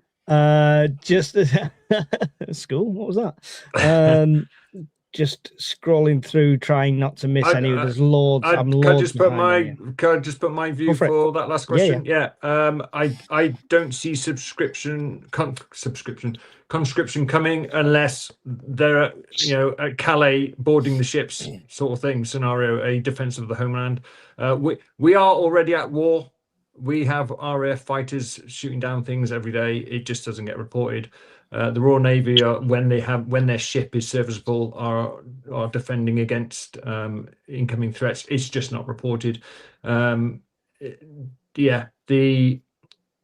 national servicing, I agree with you, Mike. I think there's a couple of generations who have not benefited from national service, because the people I've spoken to who have had national service say that instilled a little bit of discipline in them, a little bit of pride in their parents, and all the other things that I, in my humble opinion, as a middle-aged man, think is missing these days. So there you go. That's my 10 pence.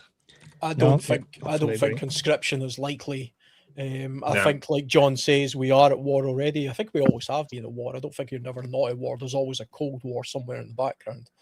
Although, unlike Mike and John, I actually don't agree with national service. I don't think that's a good idea, because it costs a lot of money and you also end up having a lot of people being forced to do something that they otherwise have got no interest in. So it just becomes a waste of time anyway. People have been getting married for years. Yeah, I mean, it's a good idea in places that are under imminent threat, such as Israel. But for the UK, I don't think it's a good idea.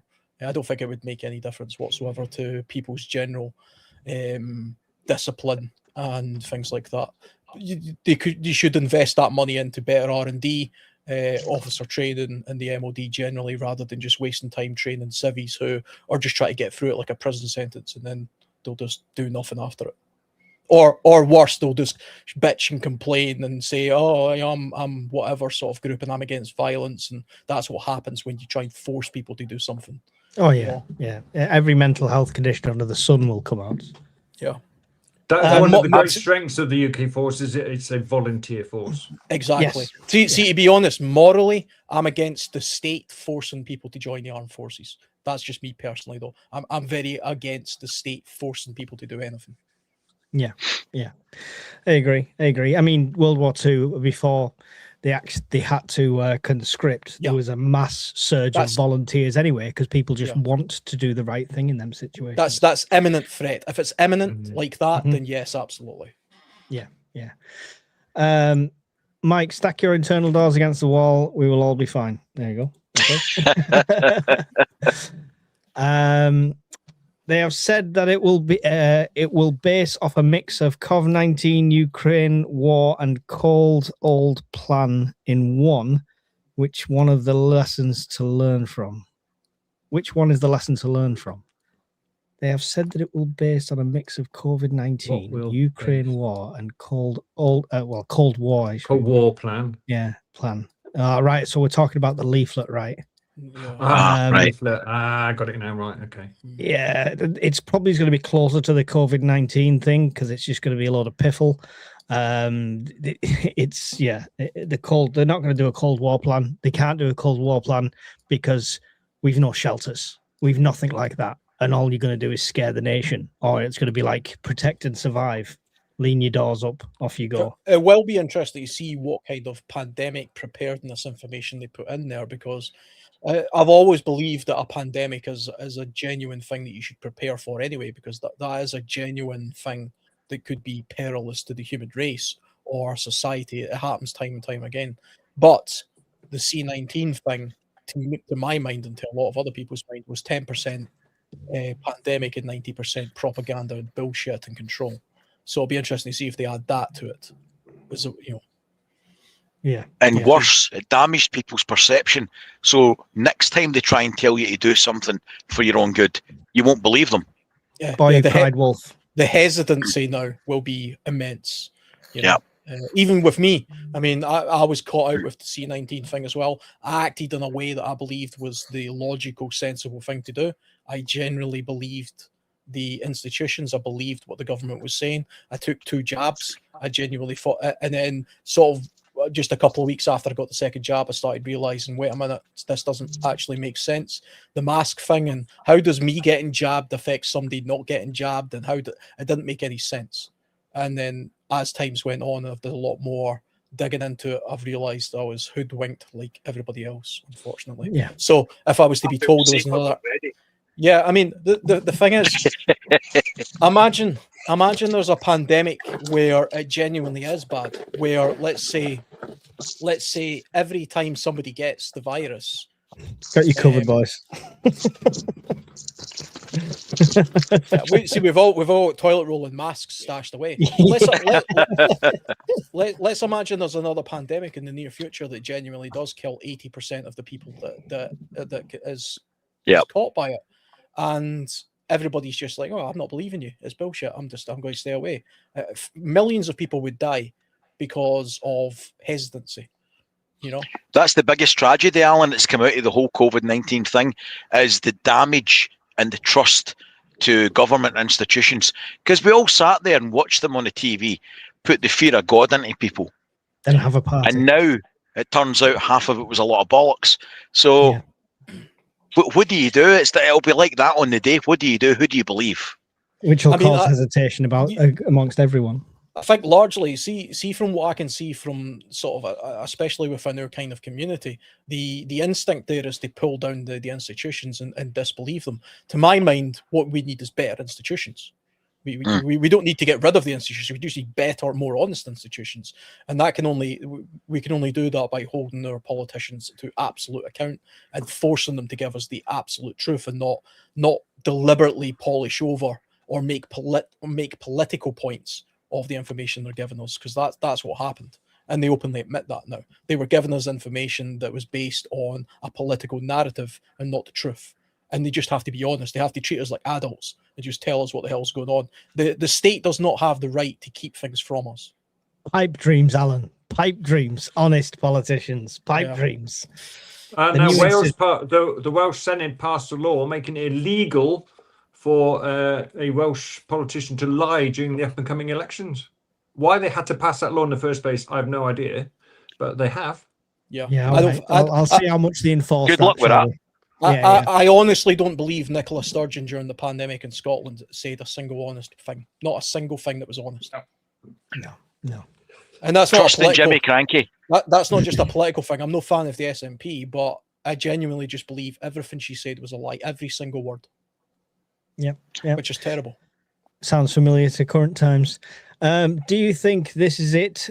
Is this what we've all prepared for? Is it going to spiral out of control onto the streets with mass civil unrest by winter? Says Yamafend. Brian's shaking his head. I'm not as quick to shake my head. Not mass civil unrest. We're getting there already. Just a little bit. They're just hiding the media from it at the moment. A soup song of unrest. I think, yes, it's always what we prepare for, right? If it was a localized flood in your area, it's what you prepared for. So it's always what you prepared for if there's something not quite right. I think the impact, the spiral out of control, this is all just fueling the fire that is already burning in the UK. And there is a fire, I think, burning in the UK. And I'm not talking about, the heart of a lion and fire burning that way. I mean, literally the shit's on fire because the cost of living's unsustainable. It's constantly getting worse. You're throwing in massive energy costs. You're throwing in fuel shortages. You're throwing in the tourist industry is going to take a hit. Jobs are going to be lost. Yeah, I think it is going to, at some point, spiral out of control. And I think winter could be the ultimate tipping point if we can't get gas reserves back and we have the wrong type of wind rolling through the valleys. And then the power goes out. You imagine already struggling to feed your family. I'm making 1 point, not 2. I know I used the wrong hand here. This is my strong hand. Didn't think about that. Hanson. It's not only like the cost of living and stuff like that going on. And you're struggling to feed your family. You've lost your job. So you're relying on the state benefits and stuff like that, which is a lucrative business these days, by all accounts. And then, everything else, food shortages, because 50% of what's on our plate comes from Europe, etc., etc. You add blackouts on top of that. Everyone's got a tipping point. Yeah, everyone's got a tipping point. I agree with that.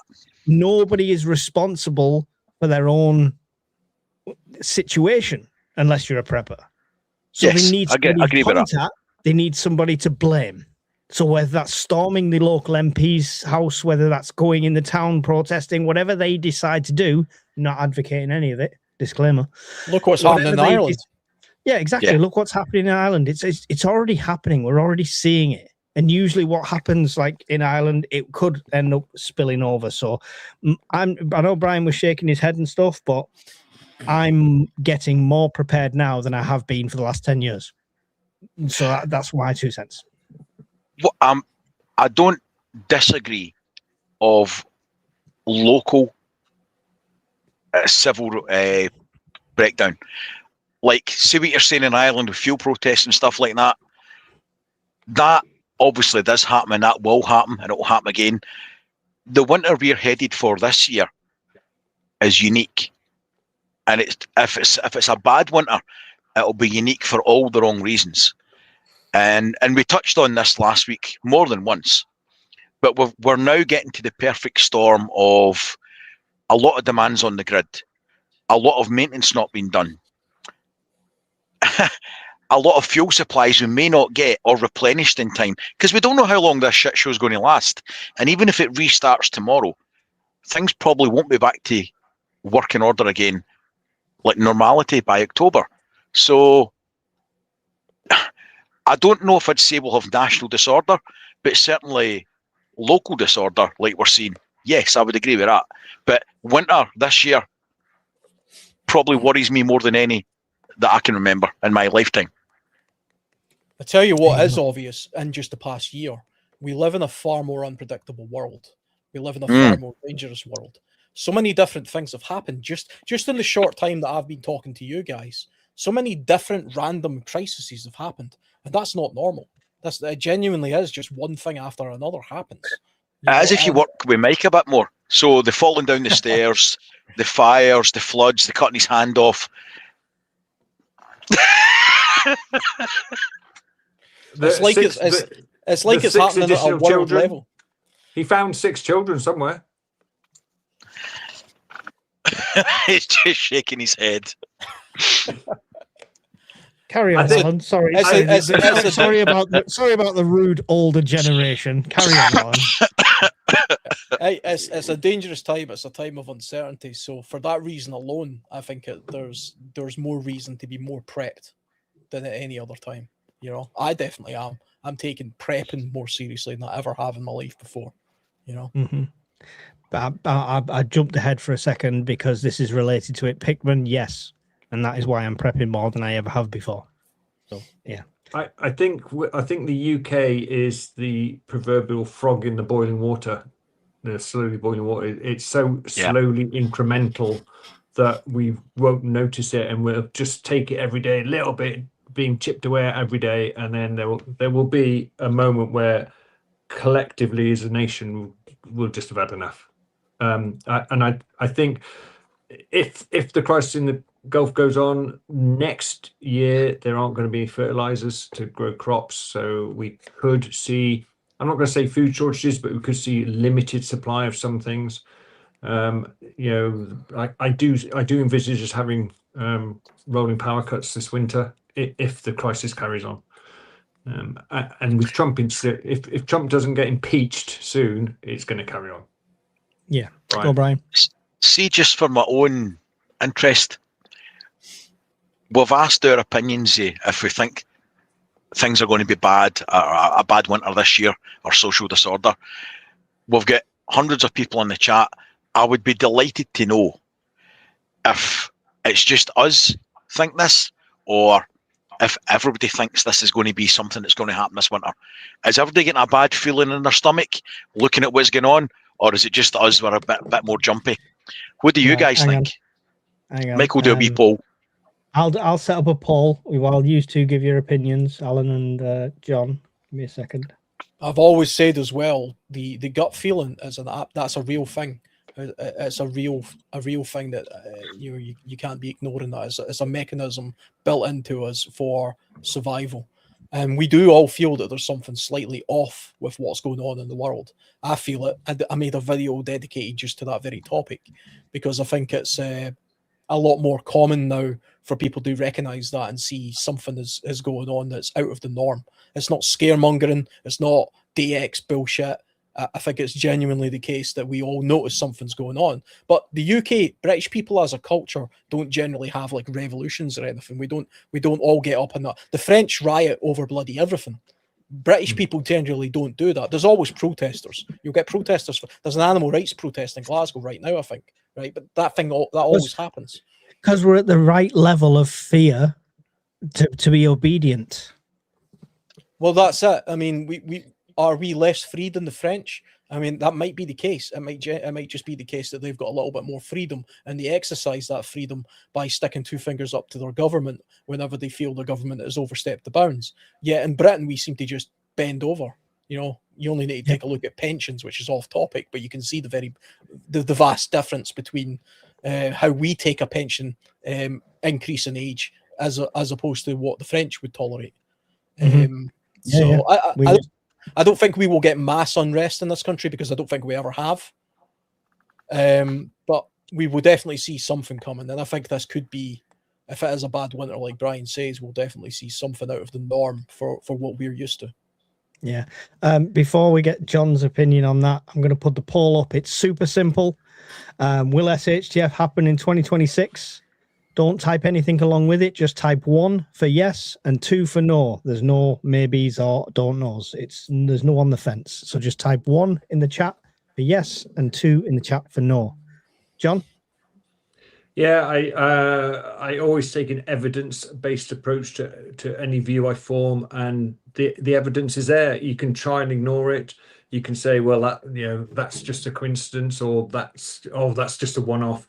But I think it's already been said by Alan. It's out there. It's happening. It's polycrises. I don't think there's going to be mass. I don't think there's going to be mass civil unrest. When was the last time? Poll tax riots, was it? No, when Starmer took over, and he cracked down harshly on people and jailed a lot of people for a substantial term for civil unrest. That kind of set a benchmark for civil unrest lately. Yeah. So I have that feeling in my gut. In summary. Yeah. Horace said Alan is the gut feeling that stag dynamite chili. Bloody could be, because I tell you what, I couldn't identify that bone. It definitely didn't come from a cow. Irritates. £5 super chat. Thank you very much. £5 just to stop Jamiroquai from mourning. That's a good investment. It's a good investment. Thank you very much. Thank you very much. Tell you what, that poll sets a trend, doesn't it? Yeah, we're seeing wow, lots of ones, lots and lots of ones. Miss Worm's gone for a 2. So's Evil Girl. Our moderators are the most optimistic amongst us. We love you. Collins, split decision. He's gone 12.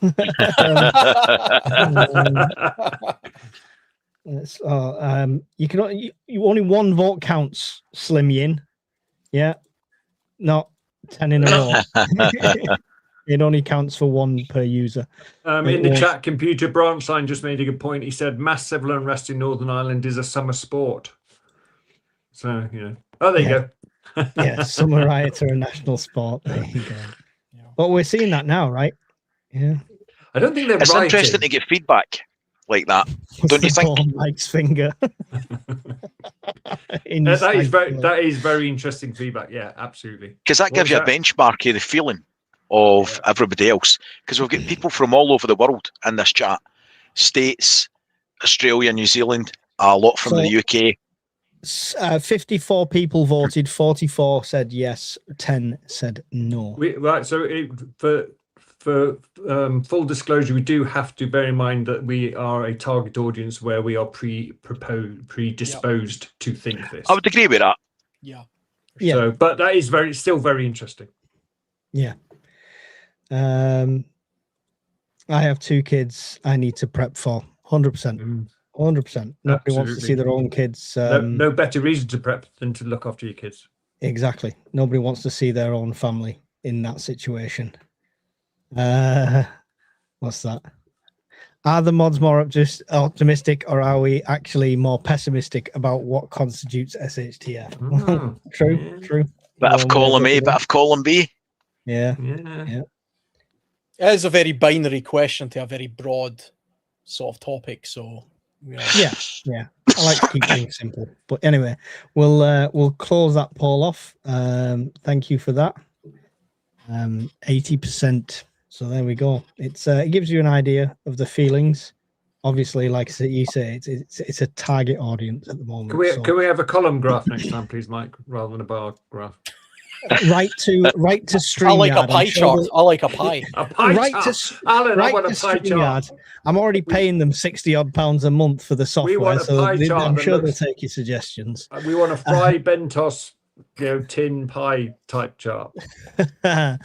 Do you think this is it? Yep. So that was the question. Thank you, Yama Fend. I put it back up. I left it on there so I could thank him for the question. The English Prepper. Do you think having a license for a crossbow by default, once required to own one, it would be easier to be approved for a shotgun license? I don't think it'll make any difference to applying for a shotgun license. It's two very completely different animals. I think if you've gone through certain checks, then you're more likely to pass certain checks, right? They're going to do similar checks. So it's reassurance in a way that if you've got that, if you manage to get a license for a crossbow, then if you apply for a firearm certificate, I'm sure you'll stand in better stead because it'll be the same sort of requirements. But I don't think they will correlate in the same way shotgun doesn't give you section 1. You've got to apply separately. So I think it will remain separate. If you Sorry, Al. If you want to have a shotgun in the UK and if you're a UK resident, you don't have a criminal record, you don't have a mental illness of any description or medical history based on mental illness, and you have a legitimate need and a legitimate want, as in you're interested in clay pigeon shooting or foreshore hunting or something of that nature, you'll get it. You'll get it, because a shotgun is something that it's for them to tell you why you shouldn't have it, as opposed to you telling them why you should have it. Mm-hmm. It's different for a section 1, where you have to then justify the reason for having that, and you also have to have land in order to go and justify it and all that kind of stuff. So a shotgun's actually quite easy to get if you're a person of good character, is what I'm trying to say. So there's no and you have a place to store it. There's exceptions to the good character rule, but we won't say or mention any. How rude. I feel attacked right now. I know a guy that had his section 1 ticket. How dare you? When they changed the law in Scotland that you needed to have an air weapon certificate, I know a guy at the section 1 certificate, and when he applied to get the air weapon certificate added onto it, they took his section 1 ticket off him because somebody else reviewed his application. There you go. Could be shooting himself in the foot. He ended up with fuck all. Yeah. Oh, that's horrible. That's horrible. Mike, has anyone eaten wild plants, weeds, and are any nice? I've had like a dandelion salad type stuff, and it was horrendous. It wasn't like any salad. How about dandelion root tea? Yeah, I'll just stick to Yorkshire Gold. Anyone else? Alan, you're the outdoorsman. What grass are you eating this week? Do you know what? I've probably tried just about every edible plant you can get in Britain, to be honest. But I'm one of those people who doesn't eat vegetables. So it doesn't matter if it's bloody wild or comes out of a supermarket. To me, they all taste disgusting. You know what I mean? It's one of those things. Is that an allergy? Is that your allergy you mentioned in restaurant, Alan? Yeah, that's it. Is it green? Don't want it. You know what I mean? So if it was a Scottish vegetable, though, so if you took a cabbage, covered it in batter and deep fried it, would you then eat it? Yeah, no, definitely improve the taste. That would improve the taste of it. I mean, to be honest, I am quite partial to wood sorrel. There's a few different wood sorrels in the UK, and they've got a type of apple peel to them, and I do like adding that to foods when I'm out in the wilds. And here's one as well: wilted nettles. For some reason, I actually quite like the taste of them. A lot of people know stinging nettles are edible, and they boil them. That's disgusting. They taste revolting when you boil them. All you need to do is kind of briefly put them on the flame of a fire, and it wilts them and takes away the sting, and you just eat them, and they actually are quite nice. I think it tastes a little bit like flavorless asparagus, which sounds not so good, but if you eat it with like some meat, if you eat it with a steak or something, it's actually quite good. Oh, there you go. Steak with your nettle. I can steak with your nettle. I mean, I could do that. If you just eat a bowl of nettles, I mean, that's just the same as eating a bowl of, I don't know, bloody broccoli or something. Yeah. Mrs. Welsh Pepper actually got me to eat some asparagus tonight by wrapping it in ham. Yeah, that's the way to do it. So let me get this right. The vegetarians and vegans are taking over supermarket shelves, disguising vegetables as meat. Your missus is doing it at home now. Yeah, just wrapping them in meat. I'll eat them then. John needs to be fed his vegetables the way a dog needs to be fed its worming tablet. Wrapped in a sausage or something. Listen, Okay. it's easy, John, or it's going up the other end. That's what's your thoughts on Faraday cage to protect from electronics? Brian, what's your experience with Faraday cages? I actually thought I had Tourette's by the end of making the video. That's how bad. If I had actually released the unedited version, it would have went viral, because it was just a random fat dude swearing 24/7 in a loft trying to make a Faraday cage. So I'd watch it. Yes, I'd watch it on repeat. Yes, it will protect your electronics, but I call absolute bullshit on people that have made a bin on YouTube, put some cardboard in it, and then it blocks all signals. Right? Crap. Haven't actually done that. That's absolute bollocks. I spent so much time blocking radio signals, phone signals, and everything, and walkie-talkies, and proved it. And it's not like they make out. It's not that easy. So there's a lot of bullshit out there. You've got to test each thing that you want to protect. Best way to do it is use a mobile phone, a handheld radio, and a normal FM AM radio. Test each one independently, in it at the time, and make sure it blocks all the signals, because you've lots of different wavelengths going on. Yeah. You mean you can't just put it all in a microwave? No, your phone will work in the microwave. It's a lot of crap. Yeah, your phone will work in the microwave. And plus, if it's a CME, that microwave, if it's still plugged in, is likely to burst into flames and cook your phone. I've got a metal ammunition crate behind here. Brown one. Did a video on it quite a while ago now. And I've seen people saying, "No, you buy these metal crates, and because they're 100% metal, that's it. It's a Faraday cage." Not the case at all. I had to sand and grind away all the paint where the contacts made between the two metals. There was raised surfaces where I had to fill that in and stuff like that. It's a lot of work, but try it and test it. Please don't just think, plastic box, tinfoil, job done. It's not that easy. No, it's not that easy. But test. It's the same in any preps, right? Test your preps. So I did find these RFID phone cases that you can get. They actually do work. I was genuinely surprised at that. The it ones does block out the signal. It's got like a sort of shiny surface on the inside, and you drop your phone in there. I've tried phoning the phone once it's in there, and it doesn't work. But I got some one of them, Alan, when I was getting the ones for the Red 64, and the ones I first ordered were way too big. They were the size of a phone, and I tried it, and I was shocked at how well and how easily it worked. The material ones are brilliant like that. Yeah, and they were just cheap ones. They weren't like cost a fortune. Although saying that, it might cut out the phone signal, but that doesn't necessarily mean the phone is protected from an outside influence. You know, if an EMP took off, I'm pretty sure my phone would still be knackered. You know, maybe. I don't know, but prep for it all failing, and put stuff in your Faraday cage, and hopefully, if anything works, it's a bonus as far as I'm concerned. John, did you are you building a Faraday room? No, not a Faraday room. I do have a couple of small Faraday boxes, and I got a couple of pouches, but that's just the pouches for my spare car key, so that it can't be cloned. I got a couple of Faraday boxes. I do question whether I need one, because the only two events was a massive CME or a nuclear explosion. CME won't affect it. Okay, there you go. One event, then a nuclear detonation. Have I got bigger issues if there's a nuclear detonation? Then whether my phone still works. I have got one. I've got one, but I do question whether I need one. So I mean, the thing with Faraday boxes is, have you got the redundant kits put in it, right? And Faraday cages, because you're not going to leave your phone 24/7 in that. You're not going to get a message going, there's about to be a atmospheric explosion that's going to cause an EMP. It's just going to happen. So the only things in my Faraday box is redundant stuff that I don't use every day. And every so often you've got to open it up and charge them and test them and stuff like that. And hopefully it doesn't hit while you're doing that. But you've got to leave it in there. Don't think I've got a box, and as soon as I know that there's a nuke coming, I'm going to run and throw all my stuff in there. You won't have that warning time 9 times out of 10.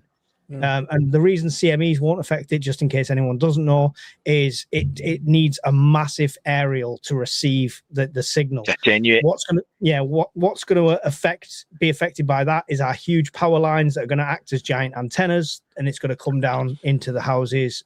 Your biggest worry with the CME is not your phone going out; it's your house setting on fire. All right, wiring, things like that. So be fire ready for stuff like that. But yeah, thank you for Big Jace for that one.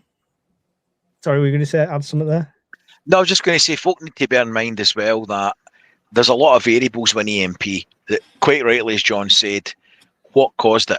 You do get EMP weapons that don't have the blast and thermal effects as a nuclear detonation, but again, the fallout of that, if you like, for want of a better term, will boil down to the same as a nuke, as in intensity and distance. So if you've got a high energy detonation at height, then it will depend on line of sight and the distance and how much energy is in the wave, and that's never going to change. So there's a lot of variables in it. So everything failing in an EMP isn't really the case. There's so many variables in that.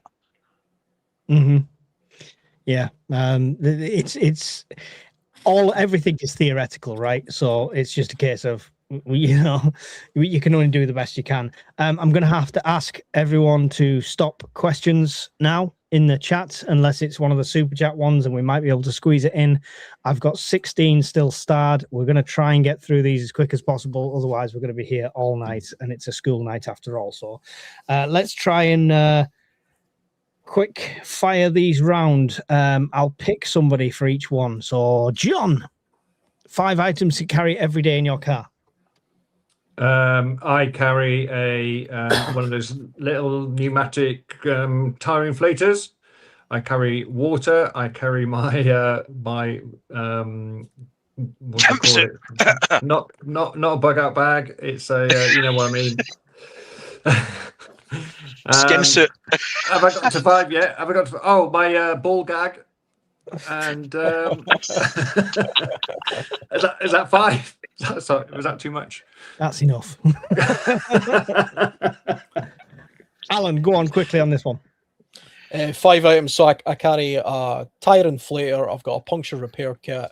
I've got a weatherproof suit that I can use in climate weather.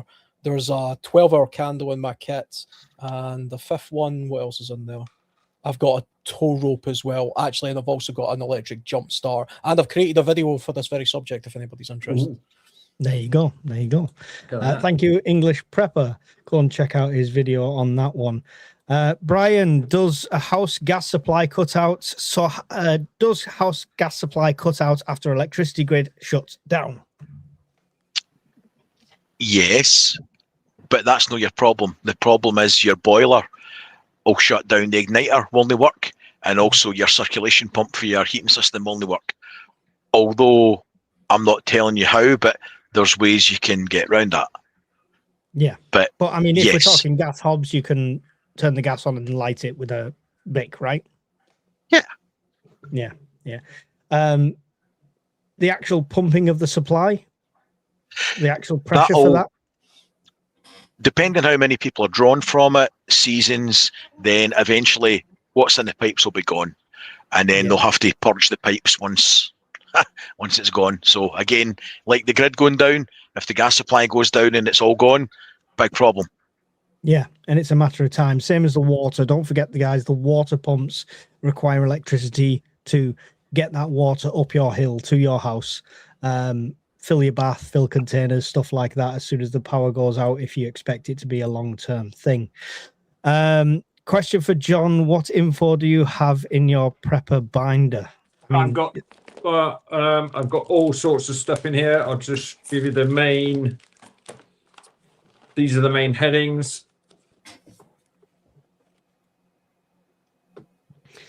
Power, heat, food processing, water security, CBRN, DIY, communications, weights and measures, miscellaneous, and blank.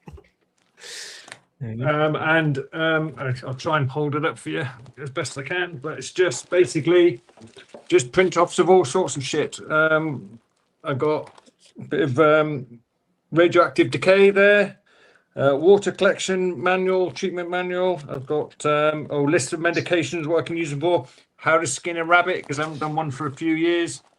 What's that? Body temperature chart for someone who's got hypothermia. Nice. I got all right down to maps of my local area. I've got Chinese and Arabic and German and Spanish alphabets. No Russian alphabet. Morse code, Braille, any form of communication, any chart that's going to help me if I can't access the internet. Is anybody else Excellent. getting a Santa vibe there when John's holding that book? Yeah, What? naughty and nice list. There we go. No, I missed that. What vibe? I'm not insulted. I Santa. didn't hear what you said. I was getting a Santa vibe when you were holding the book there. The only thing you didn't say was ho ho ho sitting my knee. Thank you, Prepper70. You're awesome for your $9.99 super sticker. It's really appreciated.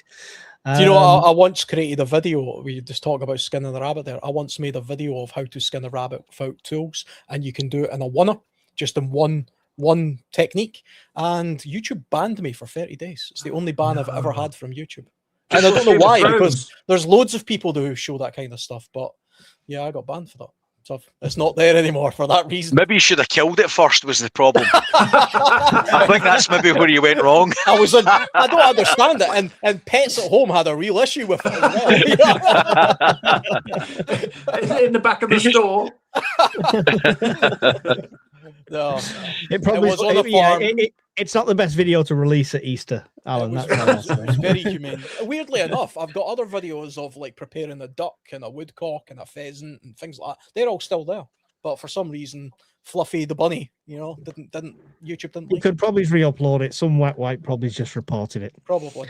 I'm curious how many are stocking up on sardines. Seems to be a rage here in the States. So many new recipes. I've tried a few and they were good. I have 2 massive stacks of sardines, which are solely my preps because nobody else in the household eats them. So I love sardines. I like sardines. I get the ones in olive oil out of Lidl. They're fantastic. I put them on toast. Yep, sardines on toast. Love sardines on toast. I got loads of sardines. I like the ones in Smarto sauce. I give them to my dog as well. They're good for your dog. The ones in the make sure you get the ones in olive oil, not the bloody seed oil version. Not the spicy tomato ones I've got then. I like them as well. I like them as well, but the olive oil ones are a bit healthier, I think. Too many bones for me. They disintegrate. You can actually get boneless sardines now in tins. Yeah. No. Yeah. If I get one fish with a bone in it, that's it. It's done. I can't eat it. Child. Have you always been a fussy eater, Brian? Oh yeah, it shows. Yeah, I've always been a fussy eater, John. Can't you tell? Oh, more soda shit. The DC XT90 is a solar input bit. ES Trading. Sorry, I'm a woman. LOL. All right. Okay. It wasn't a question. There's a question mark in there. So, is this good time to stock up on Guinness? Yeah. It's always a good time to stock up on Guinness. It's liquid bread. How many in your UK military today? 180,000, 182,000 is the official number. I think 72,000 of them are army, active trained personnel. That phrase is very vague. A chef is an active trained personnel. Everyone within the military forces has that basic training. So how many actual deployable troops is questionable, and how much kit we have is questionable. Not enough is the answer. Not enough. I think it's still true that they say there are more policemen in New York than there are regular army soldiers in the UK. I think the Air Force and Navy are around the same 27, 28,000 each. They're around the same similar sort of numbers. Yeah, the US Marine Corps, the Marine Corps in the US has more aircraft than the Royal Air Force. There you go. Shocking. Does not surprise me. Does not surprise me. It was always clear NATO was allied, but if Russia was to attack a NATO country, would Trump side with them? Who knows? Who knows? Difficult to tell these days. Difficult to tell these days. Anyone want to weigh in on? I suppose it would depend on the country. The only one country that I genuinely, as a serious answer, the only one country I think Trump might side with the Russians with would be Turkey. Yeah. Except that America have nuclear weapons in Turkey. True. It's where their bases are and stuff as well. So that's what they've got to concern about. Yeah. Difficult one. Not so sure as a nation. We tend to be good weather rioters. Will people be out on the streets in the cold and pouring rain? No, probably not. No. They'll wait for the first nice day and then they'll go and do it. This is why all the marches and stuff there. But if you're cold and wet and hungry in your house, I don't think weather will stop you airing your grievance. So it depends how extreme it is, Grass Monster, I would say, for that one. What are the early signs would tell you something serious is coming? Not media, actual signals. Everything that's going on right now. Yeah. But I mean, the world right now. What are you looking for to pull the trigger on maxing out the Burton's menswear card and stuff like that? I don't think that's what they're asking. I think, what early signs would you see something serious is coming? Well, early signs we have been seeing since Ukraine and everything right through. And this year it's just ramped up. Unstable allies, supply disruption, unstable power grid, gas supply problems, war in the Middle East, allies turned on allies, fuel shortages, planes being cancelled. You name it, we've got it. If that's not early signs of something serious is coming, I don't know what is. Yeah, the government trying to take a stranglehold on certain freedoms, such as taking away juries or the restriction of free speech, or the introduction of laws by stealth, or the removal of the ability to have particular referendums on things. Those are all things that governments do, and they start to feel a little bit of pressure, and they feel they need to get more of a stranglehold on the populace that they're controlling. And we're seeing all of that in the UK. Yeah. Anything to add on that, John? Signs to look out for? I think the signs are right in front of us. I genuinely wonder whether in decades to come we'll look back and World War III started in Ukraine. 5 years ago now? Will history show that World War III, we are already in World War III, we just don't know it yet? I'm not trying to scaremonger. Depends. Zelensky outright said so. He believes that's the case. It depends who wins. History is written by the victors, right?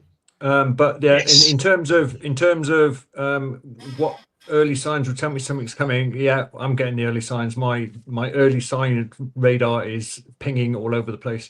I think the next escalation will be telling, the next black swan, the next whatever will be telling if China or Russia decide that they need to intervene. That's the next escalation for me. Yeah, China's going to do something.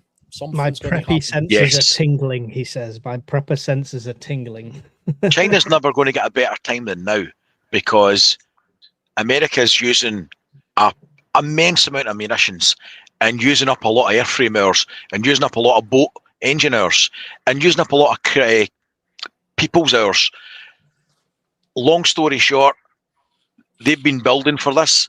If they're ever going to invade Taiwan, it's now. It's like this year. That's my opinion. Yeah.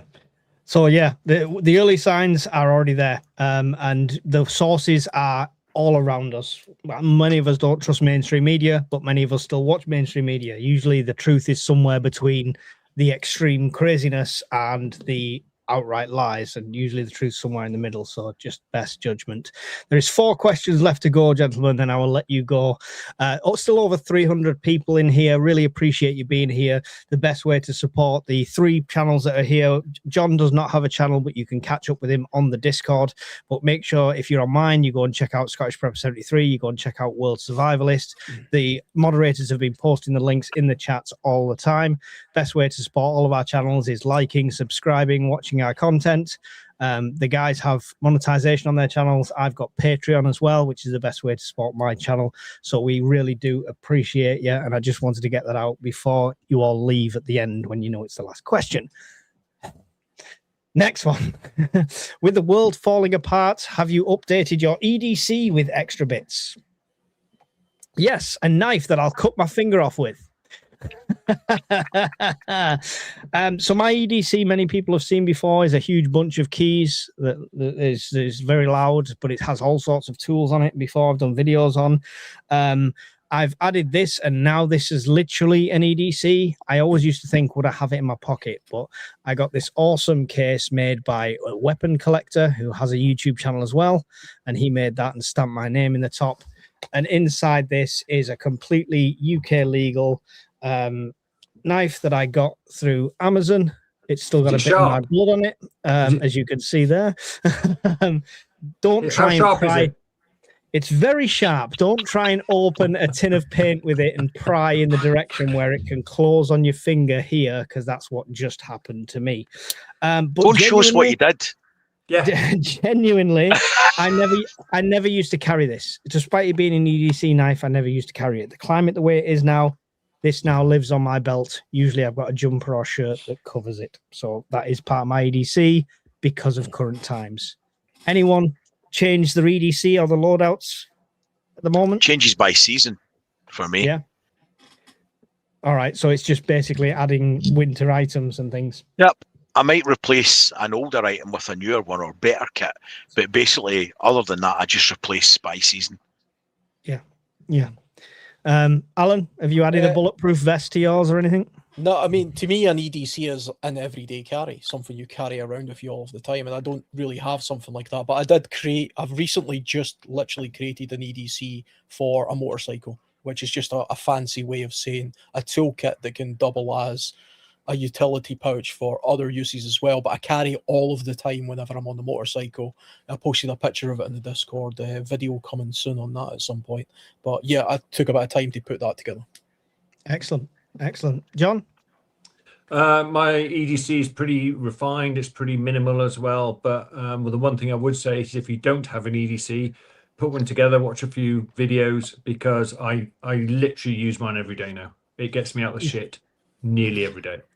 For those worried about stormtroopers, part of that EDC, which was sent to me, which you could easily print yourself, was sent to me by Weapon Collector as well, is this metal keyring that has a 3-inch ruler on it to measure a blade side, and the government guidance on legal carries in the UK. That's handy. So that lives in my wallet, and the keyring to measure it is on there. So even if I get pulled over, what's that suspicious pouch on your side? It's a knife, and here's the laws. So there you go. Always give yourself the best foot forward. Could your house stay warm for 48 hours without gas or electric? Honestly, goes for all 4 of you. What do you have? So I did it. Go and check out. I did a series of videos, 3 videos, 48 hours, no power. The kids and missus left and went and stayed with family. They didn't want to do it, but I did it myself. It was summer. I might do a winter one. I might do a winter version of this one and hopefully not die. But watch out on the channel for that coming soon. But surprisingly, I'm an advocate for older tech when it comes to prepping. Candles in a single room kept it quite well warmed. And I had a tent set up in the front room as well on the second night, and that was much better insulated. Slept in a sleeping bag. Yeah, all good for that. The actual house holding temperature, no, they don't. They simply don't. And it's just the way our houses are built. If it's freezing cold outside and you have 0 heating and 0 ways to warm it, it will soon match the temperature outside. Sometimes it feels colder inside than it does outside. You'll go outside for a warm. Brian, what do you have? So if the grid went down, the last project was to fit a diesel heater to the home. So I've done that. So I could run the diesel heater as long as I've got diesel. So I've got enough diesel to run that for probably about a month. And that would heat the whole house. I've got enough solar on the roof and batteries to run it electrically. Now that the heat's taken care of, even in winter time, I would have enough to cope with the fridge, freezer, and putting the telly on and lights and stuff. And then there's about 11 kilowatts of backup battery power banks. And then to back up that, there's a generator. Yeah. Okay. Excellent. Alan? I suppose the long answer is yes to an extent, but eventually it would boil down to a room. I would look to heat up a room. But here's the thing, right? See, just this is not a very scientific experiment. I haven't had my heating on in the house that I'm in just now for the past 3 days. I just haven't turned it on. Okay. This room that I'm in just now, I'm in an upstairs room with the door open into a hallway, and those curtains haven't been opened. Those are blackout curtains, so there's no sun getting in. The current outside temperature here, 6 degrees, but the temperature inside this room is 21 degrees. Now, that's because I'm in here. I've got 2 computers on, a couple of lights, and there's a small dog hiding at the back. So there is there's heat being generated, and 21 degrees is pretty warm. I'm in my t-shirt, I'm warm, and the heating hasn't been on here for a couple of days. I think today the temperature was 10 degrees because it was actually kind of windy where I'm living just now. So you can keep a room at least warm just by having a presence in it because you're generating heat. And obviously electrical components do put out some heat as well. The rest of the house, if I was to take a temperature of the rest of the house, I would say the hall is probably a little bit colder. The bathroom will be much colder because the vent is open, but the door's shut. The living room will be colder than this room because it's bigger, but it won't be that cold. It won't be like outside cold. So a house will hold a bit of heat if you have electricity running and people in it and dogs and things like that. But the second if I was to leave this house, turn everything off and go on holiday and come back after a few days, I would be bloody stone cold in here. Yeah, I've done it. Yeah, definitely. John? I could not keep my whole house warm for 48 hours without gas or electric. I've just moved. Some people know that. My old house had a coal open fire. That would have been easy. I was similar to you, Mike. I have the means to keep one room really warm, and I have various means of doing that, either with a little buddy heater or electric blanket off a power bank or something like that. So I've got more than one way of keeping warm. I've got one of those pop-up tents that literally take out the bag and it just pops itself up that I would put up in a room. And I have, as a last resort, I have candles. Yeah. Still no log burner though, Brian. No log burner. Not proper preppers, any of us. I used to have 4 log burners in my house on Skye, but that's long gone. Is Alan coming to the Scottish meet? Yes. Yay! Good. Preparing the path wants your autograph. No. Didn't ask me if I'm coming to the Scottish meet. You don't count. Oh, thanks. You're not a YouTuber yet. Are you coming though? Fair Yes. question though. Good, I am. good man. Yeah, that's it. I'm determined to set up a camping table with a pristine white tablecloth on it, some champagne flutes, and I'm going to invite you guys around for champagne. I'll bring my cravat. I'm doing that. Yeah. Andy's going to be stood just watching from a distance going, Andy's serving. If you can manage that, that'll be a trick. Very last question is Nick's LS11. How are people cooking Frey Bentos pies if there's a big long-term power outages? So I did a video the other day. Go and check that out. I used pretty much what's a metal Dutch oven. And I put the pie in there. I put it on top of one of the camping gas stoves and it cooked it, no problems. It was crisp pastry. It was well cooked. It was brilliant, superb.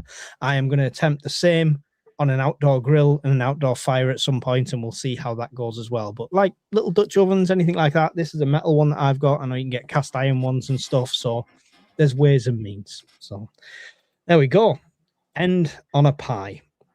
Right, that's it for this evening. We've done nearly 2 hours and 20 minutes, which is great. We're doing these Q&As so you guys get advice, and I'm well aware that a lot of you won't want to ask questions and you won't want to seem like you're asking a stupid question that everybody's going to know, but genuinely we're not like that. The community's not like that. There's no silly questions. Come and join us on the Discord if you've not managed to ask something tonight or we've not managed to get your question, and everyone's really willing to help, no problems at all, and the moderators will post the links in there as well for Discord. It's well worth joining. The best resource, the best asset that could have come from any of this YouTube venture is that Discord, and it's really worth it.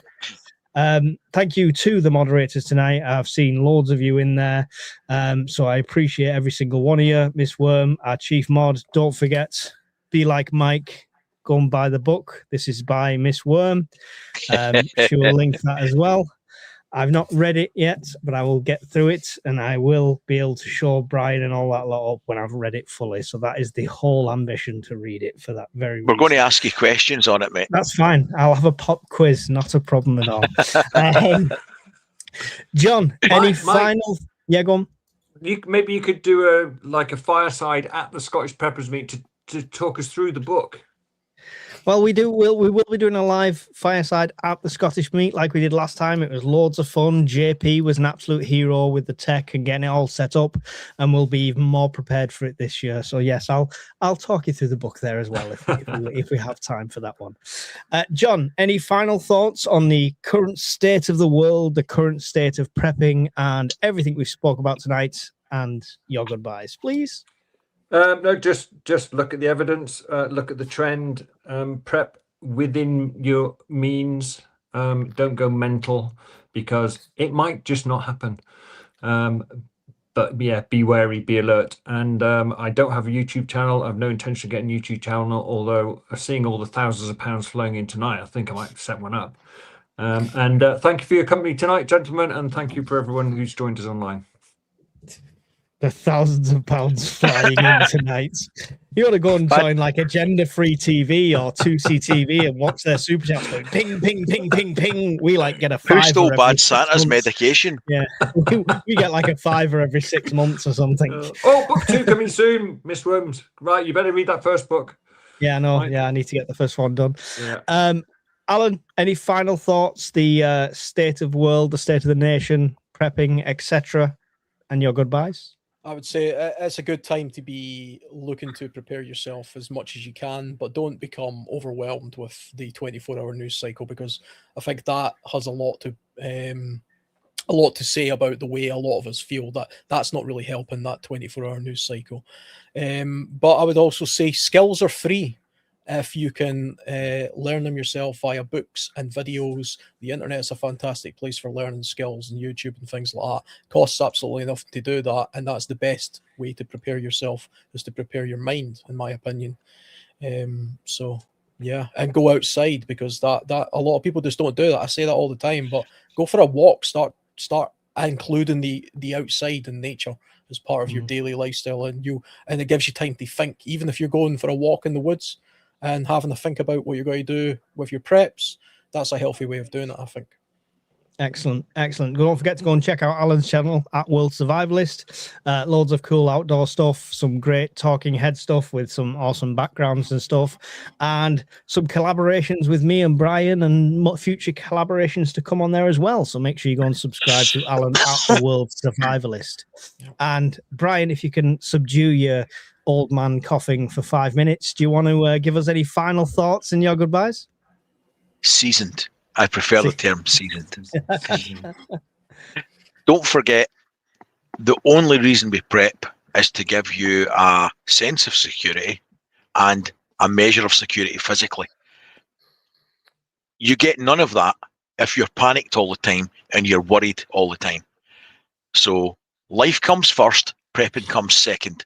Never let the two do that, right? It's your life first. Prepping is only to enhance your life, not to take over it. And with all the shit that's going on in the world, that is all too easy to forget.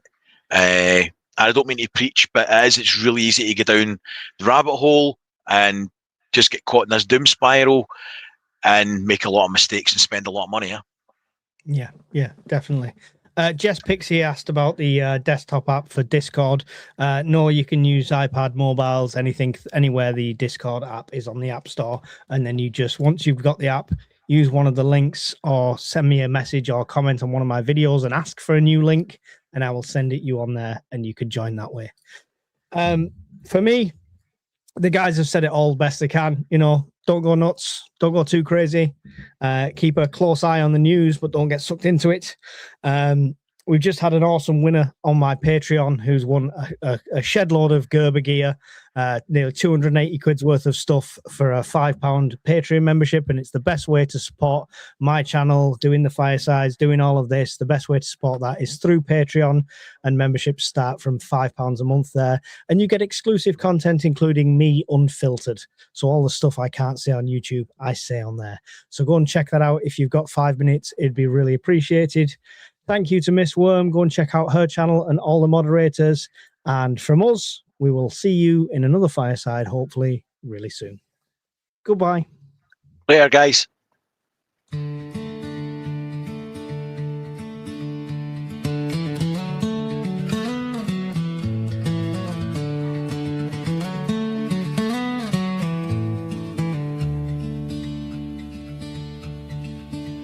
Round the fire, warm and bright, stocked up food for the night. Got our plans set in gold for the days when it's cold.